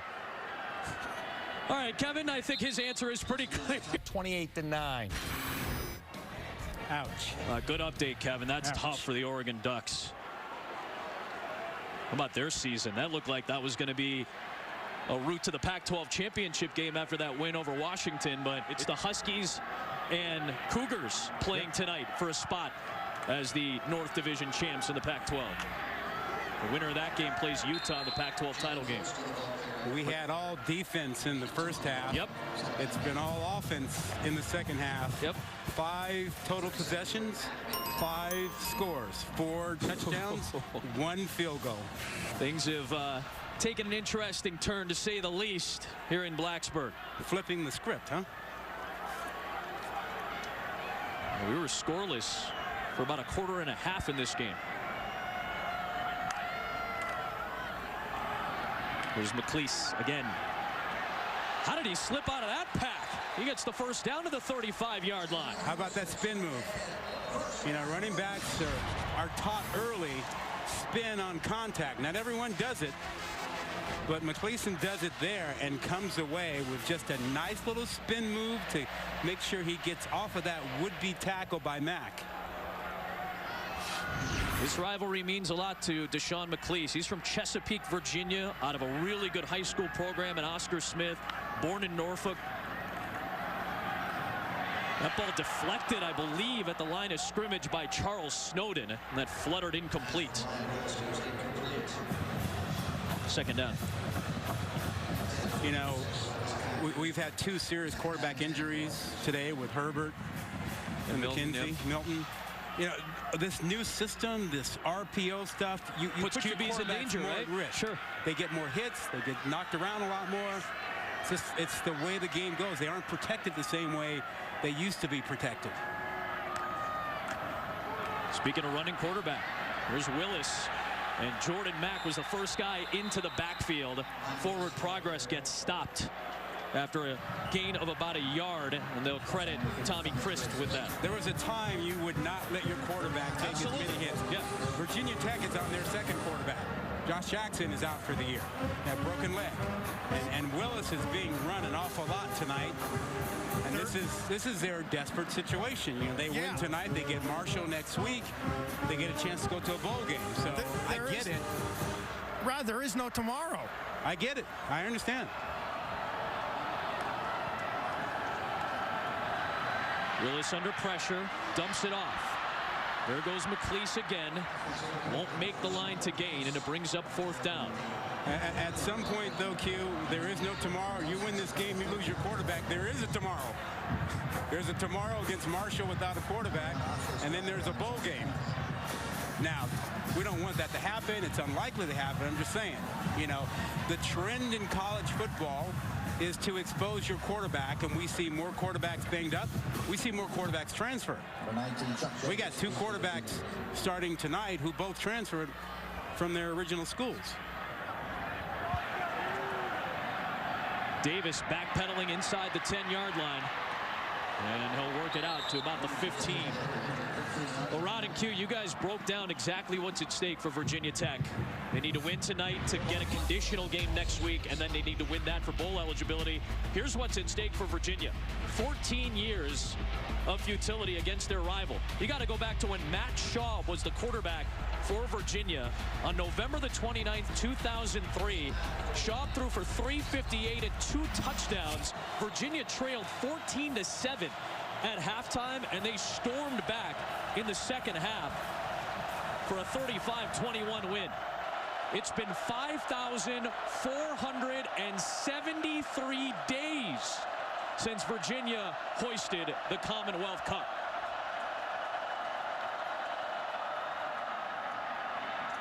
Nothing there for Ellis. Walker closes it out. This Virginia Tech defense has been a little maligned as of late after what Virginia's done on their second half possessions. 3 possessions, 3 TDs. Not a whole lot of plays. 13 plays to get those TDs. Yeah, one took the one play, the Joe Reed 75-yard catch and run. You know how many classes of Virginia players have come through and not beaten Virginia Tech?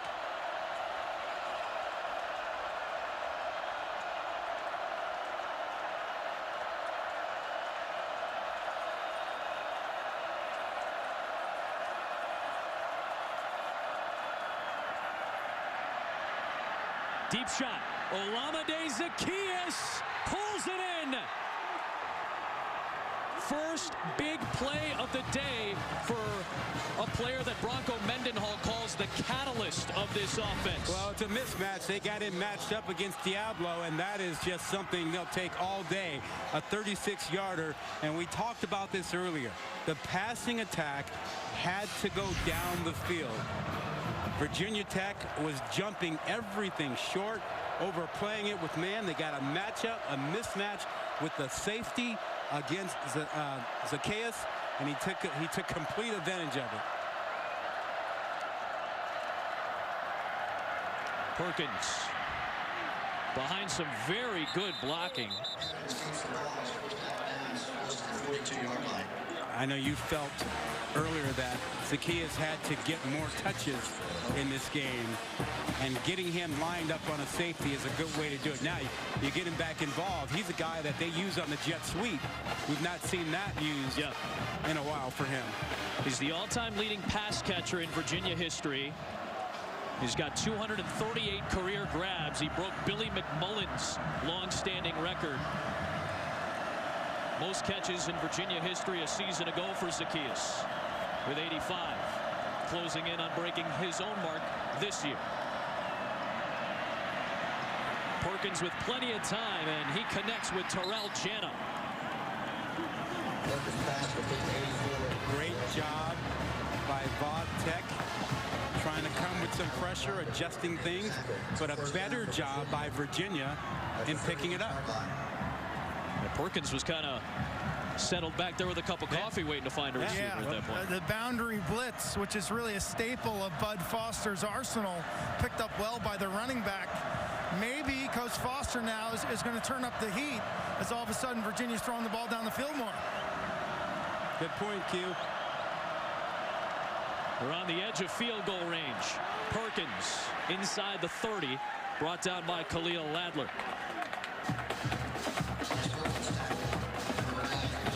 Ladler a little worse for the wear after that tackle. He got the wind knocked out of him. All I know is that it is a lot colder out here than it was in the first half. You can see, you know, the smoke coming from the players now. Didn't have that in the first half. Belmar limping around a little bit. The Q's got that. Q's got the hat. He's fine. He's fine. Q's got the Black Friday deal on his head. I got hand warmers lining the inside of his hat. Second down and 8 for Bryce Perkins. The pressure coming, and he finds Dubois, and Virginia has taken the lead.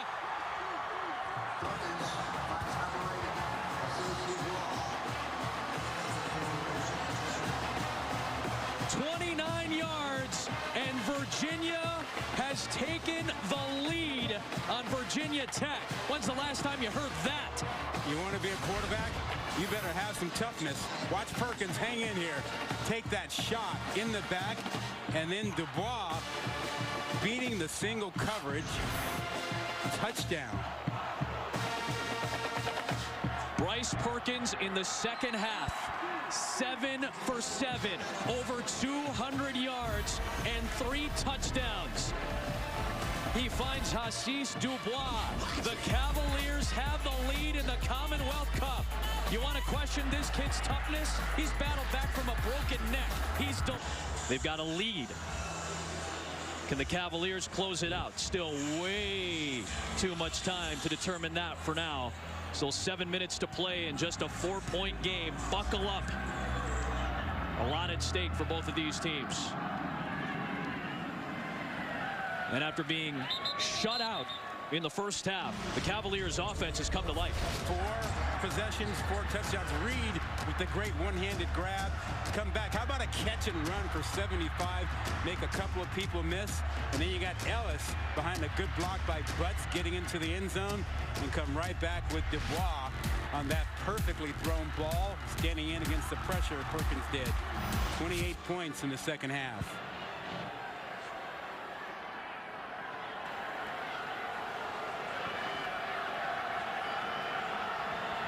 So now Ryan Willis takes over at the 25-yard line. Pressure coming from Mack, and Jordan Mack makes the play. Persistent effort for the stop. Yeah. Willis wanted to get to Turner, but Turner got grabbed as he tried to get free, so Willis held on to the ball. Mack was all over him. It's still about Turner if you are Virginia Tech. How do you find ways to get him free?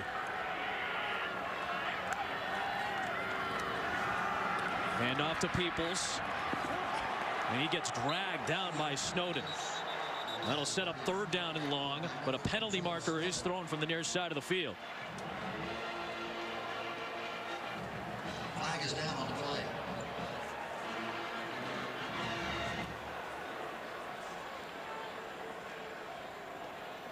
There is no foul for horse collar. I was wondering if there was going to be a horse collar. You can't grab the inside back collar of the shoulder pads or the jersey, or the inside collar of the side of the shoulder pads of the jersey, nor can you grab the nameplate of the jersey.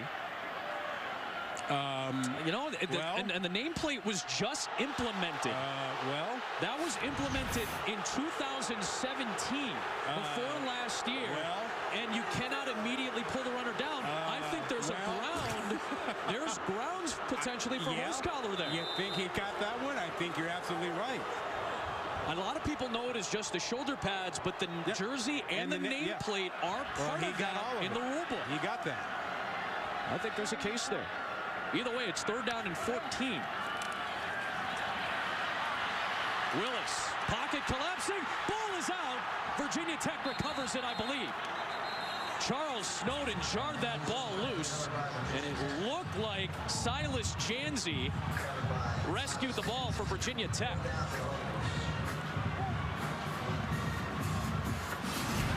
Perhaps a gift from Santa.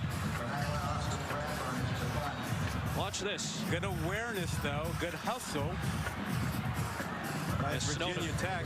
And then Janzi jumped on top of it. Yeah. So now Virginia Tech has to punt it away, and now time is becoming a factor in this game. Chuck Davis muffs another one.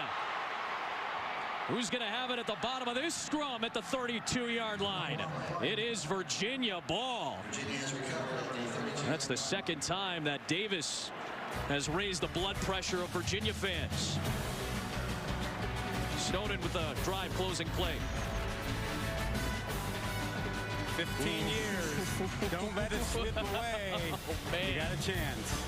In our Pacific Life game summary, Virginia with 28 points in the second half. Bryce Perkins has been perfect during that time. The last 2 times that Virginia has won this game, they've done it in comeback fashion. Trying to do it again. Ryan Willis hoping that he gets his hands on the ball. Can his Virginia Tech defense that has struggled in the second half all year, including tonight, step up? They stack up Bryce Perkins here, led by Reggie Floyd. The questions for Virginia and Bronco Mendenhall, how aggressive will you be here? Sure. 4-minute offense? You're going to just run the ball and be conservative? Or you're going to trust your quarterback to try to get you a couple first downs and end 15 years of misery?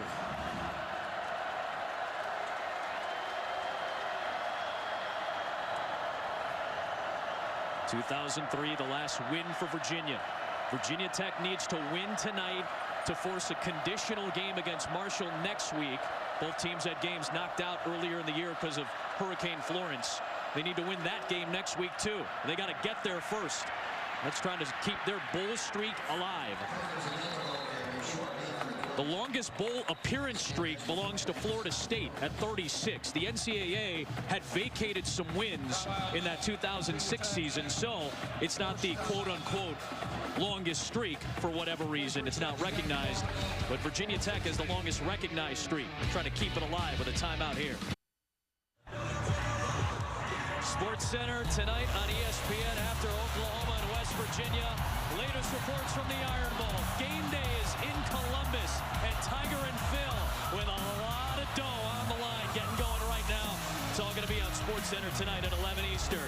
Here we go, 3rd down for Virginia with a 4-point lead and over 4 minutes remaining. Well, they've been conservative so far, so I would expect Mendenhall to have his quarterback hang on to the ball and run something, quarterback draw, zone read to the edge, something conservative and safe here.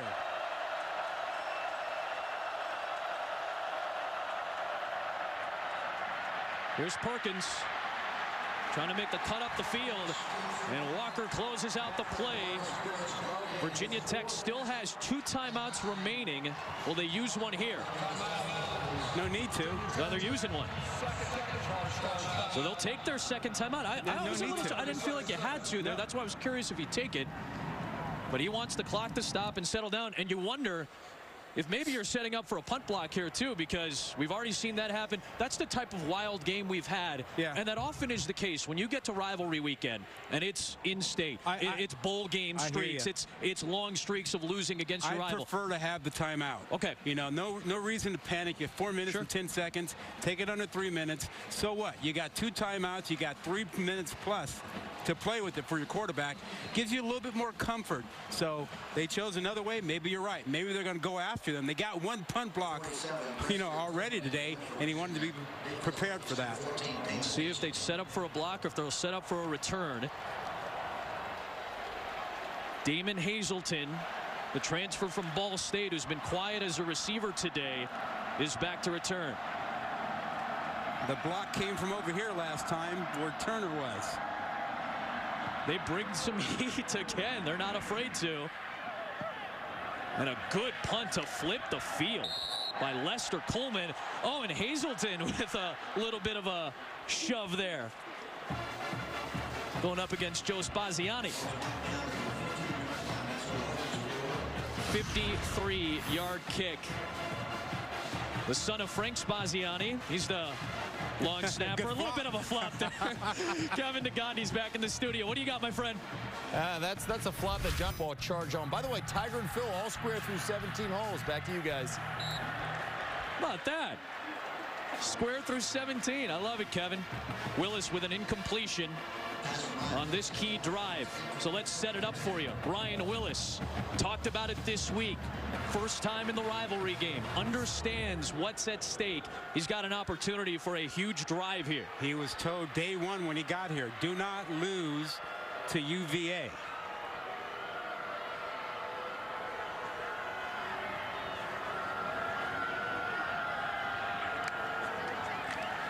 Back to throw. Pointing receivers, and that ball is knocked down by Snowden again. Charles Snowden has found himself around the ball often today. Made a couple of plays from the backside, and this time he gets his hands up. And he's good at that. He's got 8 career pass breakups, all of them coming this year. Very adept. Sophomore out of Silver Spring, Maryland, brings up 3rd and 10.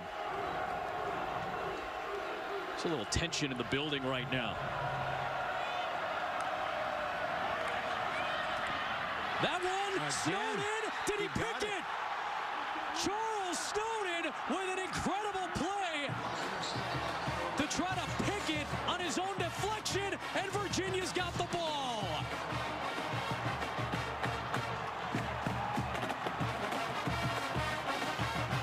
The defense comes up behind Snowden. 6'7", 225 pounds, pretty much a string bean out there, kind of a pass rushing guy, but watch it.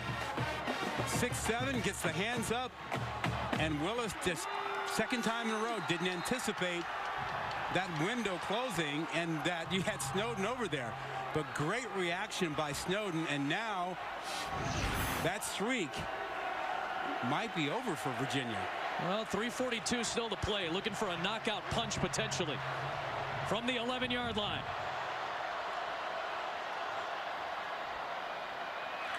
Nothing there for Perkins. This is a huge next few plays for Virginia Tech's defense. You force a field goal, it only makes it a 7-point game. Correct. How about this? The fans are already hitting. Justin Fuente now out of timeouts. Virginia, a 4-point lead.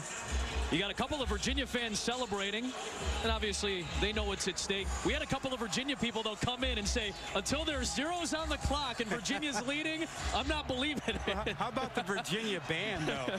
You know, with this rivalry, they got put way up in the 3rd deck, far, far away. They've been enjoying the last few minutes. Here's Ellis. Oh, Ricky Walker with a good play. Ashby came over to close it out. No timeouts, as we mentioned, so the clock continues to move. Yeah, there they are, way, way up, far, far corner. And a lot of bands do end up in places like that, but I just think it's funny in a rivalry game. I just think that's funny. Treat your rival. I just think that's funny. but they may have a chance to do quite a bit of celebrating that's been pent up for 15 years. Oh, man.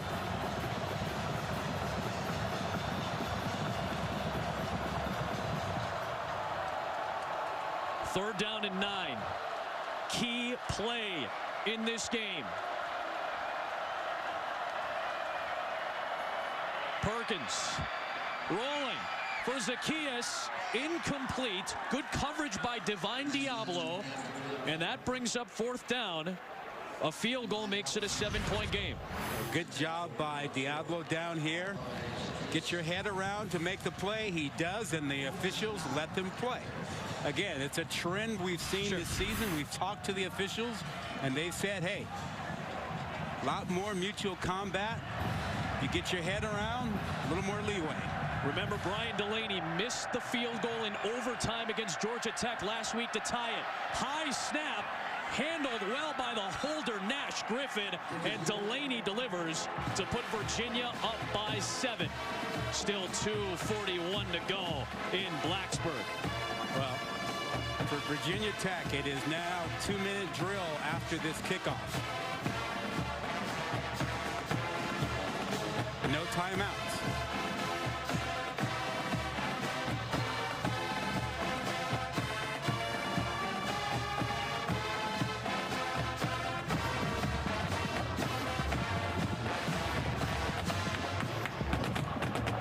Willis, no doubt, will be thinking about how he can make amends for that pick by Snowden that led to the field goal. You don't often get the second chance. Yeah, he'll have one. He'll have 2 minutes and maybe 41 seconds, depending on whether this ball is kicked out of the end zone or not. You know, give credit to this young Virginia Tech defense on that particular possession. You know, they needed a stop to keep this at a 1-score game. And that's been a much maligned defense, especially late in games this year. It's not the same defense that we were used to seeing at Virginia Tech. You know, they were what, number 4 in the country last year in points allowed, 15, and they've given up a lot more than that this year. 32 this year per game. 2:41 to go. Kevin Negandhi, what you got? Adam Rodque, we're an hour away from Lincoln Riley in Oklahoma facing West Virginia and Morgantown on ESPN. The winner will face Texas next week in the Big 12 championship game. Back to you guys. Oh, okay. That's also a bit of a Heisman head-to-head between Greer a little bit of cachet game. And Heisman voters like myself will be paying attention because those games in November matter when it comes to that trophy, as far as I'm concerned. No timeouts for Virginia Tech. 2:41 to go and 75 yards to try to tie the game for Ryan Willis and the Hokies. That one deflected again. That is 3 straight. Yep. That's 3 straight passes. This time, Tommy Christ makes the play, a 6'5" defensive end. Well, at this point, you know, Willis has got to be more aware of it. You got to get him to a 5-step drop, get him removed a little bit more because they are getting their hands up and they're knocking things down. His confidence has got to be a little shaken.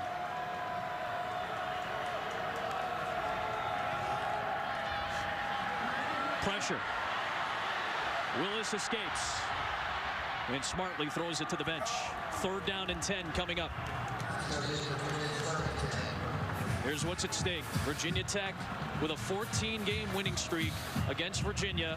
They need to win this game to force a conditional game against Marshall next week. 2003, right? 2003, and they'd have to win that game to be eligible for a 26th consecutive bowl game.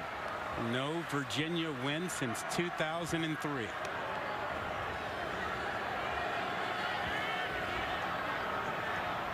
$14 years, 11 months, and 25 days. 3rd and 10. Willis buys some time. Looking downfield. 50-50 ball. Simultaneous. Dalton Keene ripped it away from the defender. Ripped it away from Bryce Hall. What a play by Dalton Keene. And Virginia Tech is still alive. He was not open. Willis just gave him a chance. He was not open.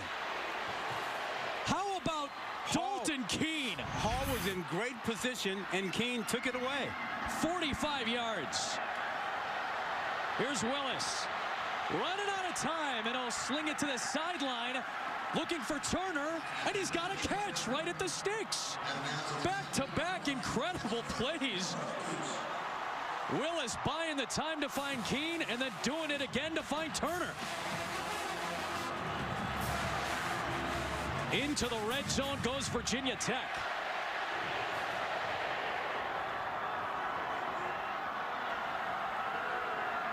Out there's your guy. Handoff. Peoples lost the football. Loose in the end zone. Virginia Tech touchdown. Are you kidding me?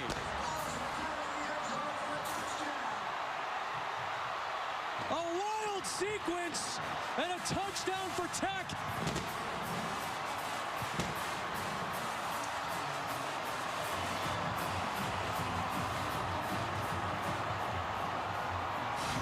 This is just crazy. Peoples up the middle, wide open to the end zone. The ball gets knocked out, and then Grimsley gets on it. There was a flag thrown. This should be an offsides penalty, but it's going to be run back by Joey Blunt. This is more than likely going to be offsides.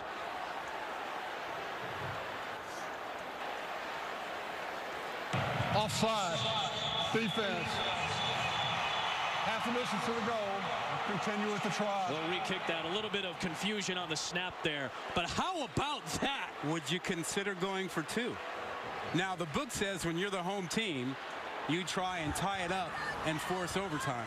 I don't think you play around. I think you take the point right now. There is no reason to play around with how crazy this game has been. I think you just tie the game and focus on your defense to try to get a stop. You got to block 21 in white. He's on the far side of your screen. Thornhill has blocked 2 of these kicks this season. Johnson has not missed a point after in his career. There's Thornhill. Trying to get a head start. Oh, it came close. But guess what? We are knotted up at 31 apiece.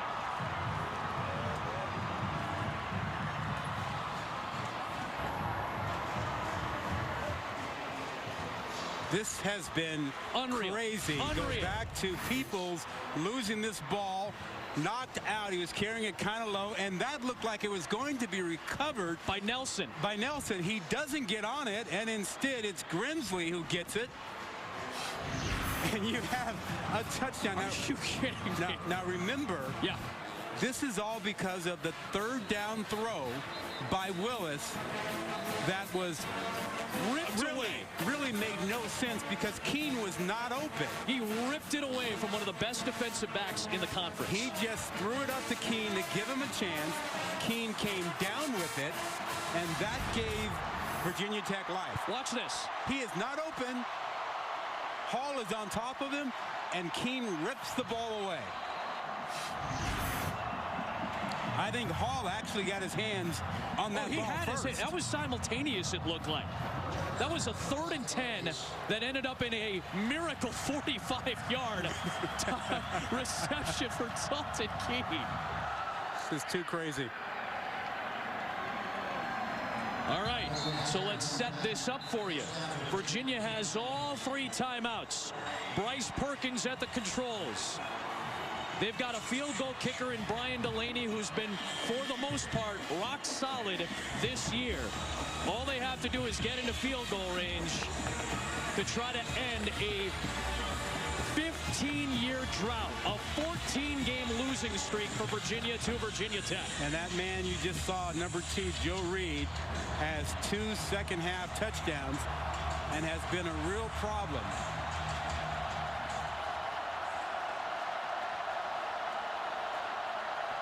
There he is in the slot to the right.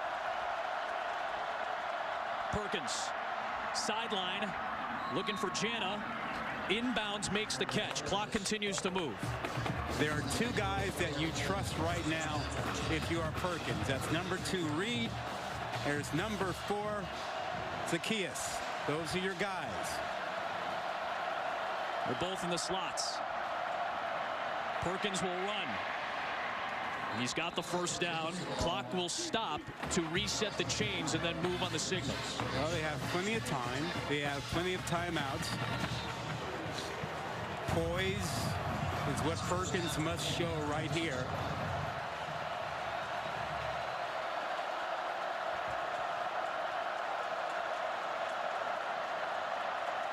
.70 seconds to go. Perkins. That one is deflected, and it drops incomplete. Dax Hollifield nearly made the play. Would have been the play of his life. The freshman number 4, he gets up. Whew, how about the hops there? Yep. He's only 6'1". That kid runs on adrenaline. Justin Fuente and this staff love the freshman Hollifield. Clock stops at 63 seconds.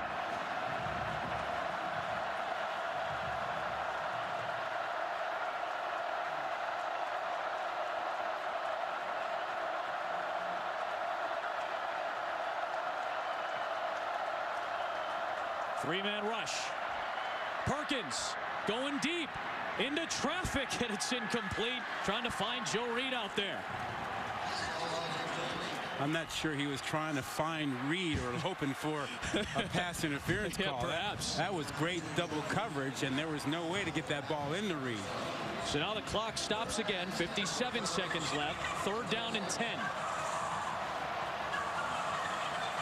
Now the change up here is that you've got Dubois down at the bottom in what should be single coverage.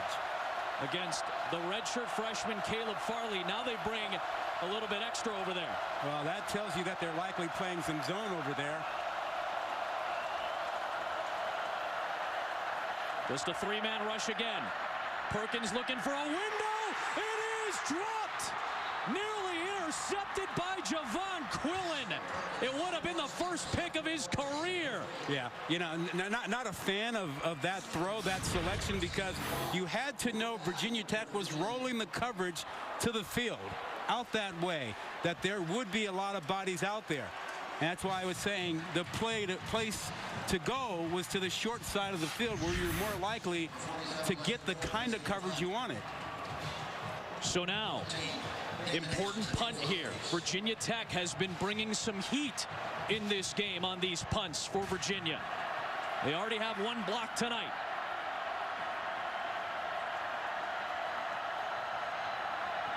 Coleman delivers it away. Hazelton, fair catch at the 23-yard line. I think the fans wanted him to get some more yardage, but playing it safe. No timeouts for Virginia Tech. Trying to get into field goal range for a struggling kicking unit. It's up to Ryan Willis and the Hokies now on the offensive end. In order for Virginia Tech to feel comfortable with the field goal attempt, they got a long ways to go, because they have not been really good in that area. They haven't made a field goal since October. First down, Peoples. Here's your answer. Yep, Peoples with a great run on first down. Out to the 37-yard line. Yeah, Justin Fuente says he'll take his chances in overtime. Spike here. We talked about the field goal kicking game. Again, coming into tonight, Brian Johnson had missed 5 straight. Made one from inside of 40 earlier from 31 yards. But from 40-plus this year, he's 2 for 7. It's a lot to ask of a struggling kicker. Jordan Stout, their other kicker, inexperienced, but he's got a rocket launcher for a leg, hitting from 55 in warm-ups.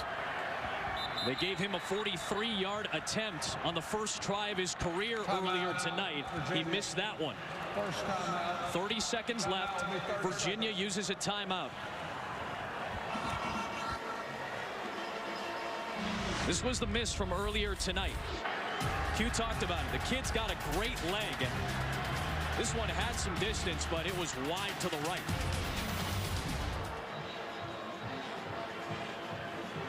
Special teams, not as special this year for Virginia Tech as we've come to know it, but tonight They've done some solid things. Well, it might come down to a kick from Stout. To give him even a possible chance, a reasonable chance, you've got to get to the 38-yard line. Because that's a 55-yarder. Yes. That's what Quint just told us in warm-ups. That's where Stout connected. Yeah, so you got to get to the 38. And given what we've seen so far with this series, there's no attempt by Virginia Tech to try to make that distance. Let's see if Willis can make it a moot point. It'll be a handoff for Peoples. And he'll get out of bounds. That'll stop the clock across the 40-yard line.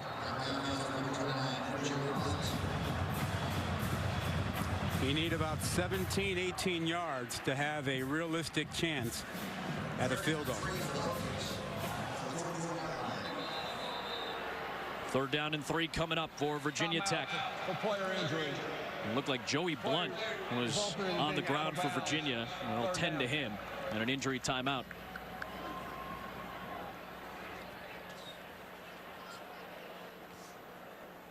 And for those of you just joining us, I know you're flipping around, probably saw that there was some craziness in Blacksburg. Here's what we got for you. It was a 14-0 Virginia Tech lead at halftime. Virginia missling out of the gates on offense in the second half. A wild sequence to close this 4th quarter with a fumble into the end zone and a Virginia Tech touchdown and an extra point to tie the game. Virginia has not beaten Virginia Tech since 2003. Virginia Tech has a 25-year bowl streak at stake. They need to win this game to force a conditional game with Marshall next week here at Lane Stadium. They would need to win that game as well to keep that bowl streak alive. Joey Blunt limping off the field with some help from the staff. 25 seconds left. Virginia Tech with the ball. 3rd down and 3, out of timeouts. You're all caught up. Let's have some fun. Well, it seems like their approach is get the 1st down, and then they'll have a shot to maybe take one throw to get themselves to field goal range. Draw play. Peoples. And down he goes. Good play by Jordan Mack. And again, no timeouts. So this is going to go to overtime. Yeah, this is a very conservative drive by Virginia Tech. But you know what? If you're Virginia, why don't you call a timeout here? Or do you not want to risk them getting the 1st down? That might be the other question. Yeah, you don't want to do that and give them a chance to get one more play and try that long field goal. You know, that was famously done in the kick 6 game between Auburn and Alabama. I was there 5 years ago on the Plains. Nick Saban begged for the extra second when a player of his ran out of bounds. Had that extra second been added back onto the clock, that game would have went to overtime. We never would have had the Adam Griffith field goal attempt. We never would have had the legendary Chris Davis play, and I never would have lost my voice and cracked it on national radio calling that game. 10 seconds left here. 4th down coming up, and the punt unit is coming out. From the very first play of that drive, it was pretty clear that Virginia Tech was thinking overtime and not trying to get in position for a long field goal. Thornhill is back, but he's not all the way. Now he's starting to backpedal inside the 30. Bradburn kicks away, and Thornhill just kind of bailed out. Bound all the way inside the 5. Clock is at 000. This is the 100th meeting between Virginia and Virginia Tech. And for the first time in series history, after all of this craziness, the Cavaliers and Hokies are about to play overtime.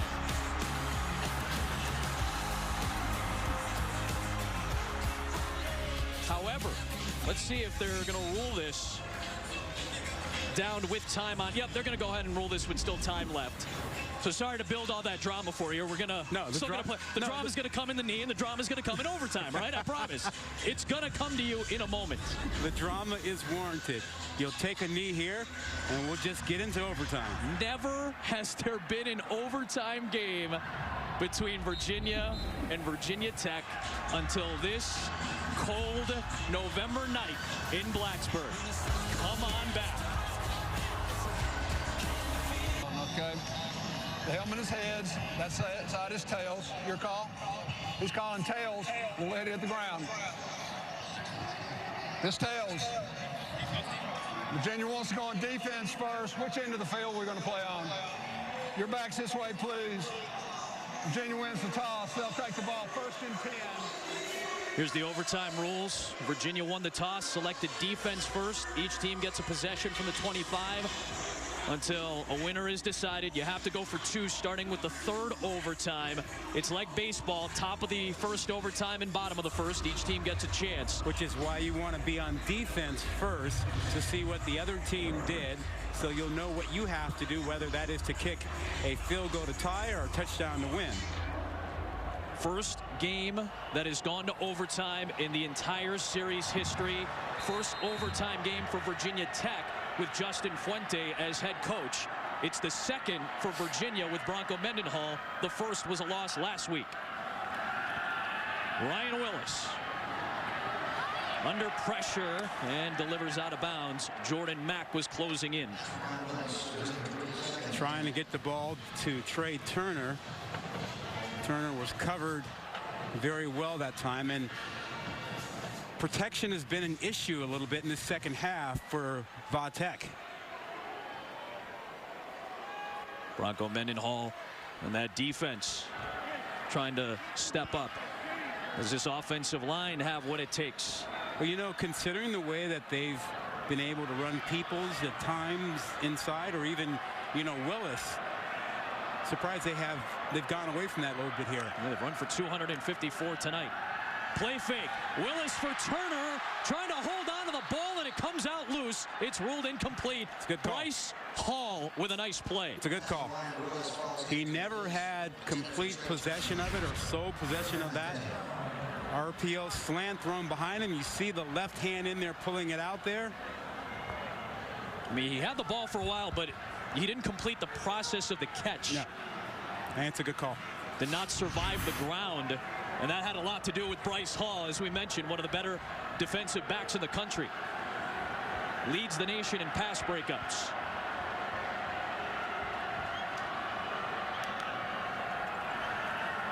Third down and 10.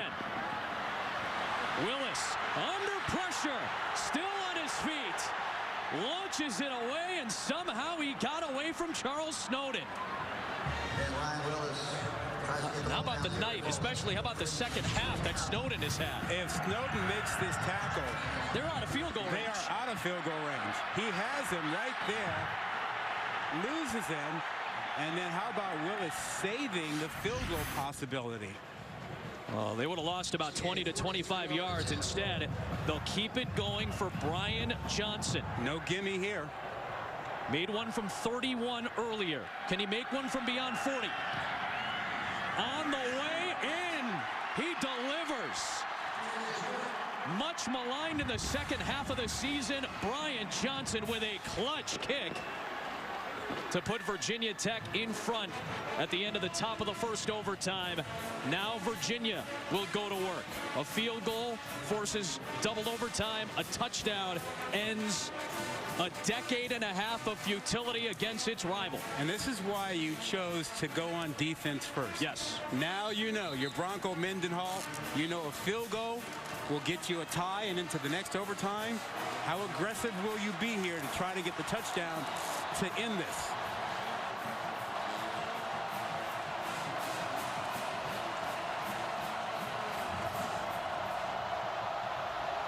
Happy Thanksgiving, everybody. I hope you've had as much fun as we've had. Enjoy those leftovers with this entertainment, huh? Bryce Perkins. Looking for Dubois, and he's got a first down. Down to the 14-yard line. They have lots of options now. Lots of options. They have Perkins with great feet. He can run it. You still have Reed involved, who's already picked up 2 touchdown passes in the second half of this game. Lots of options now for Virginia.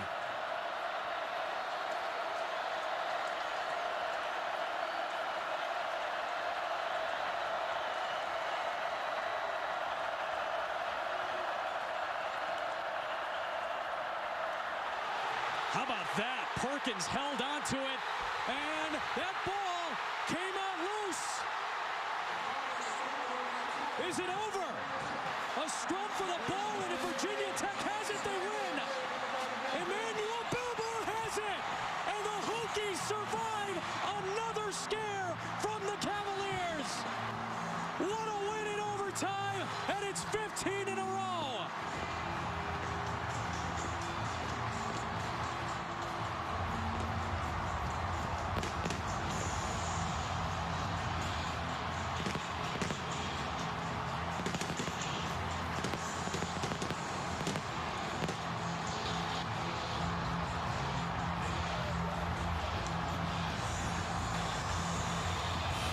Let's take a look at this sequence. It is the pressure, but it wasn't the pressure that caused the fumble.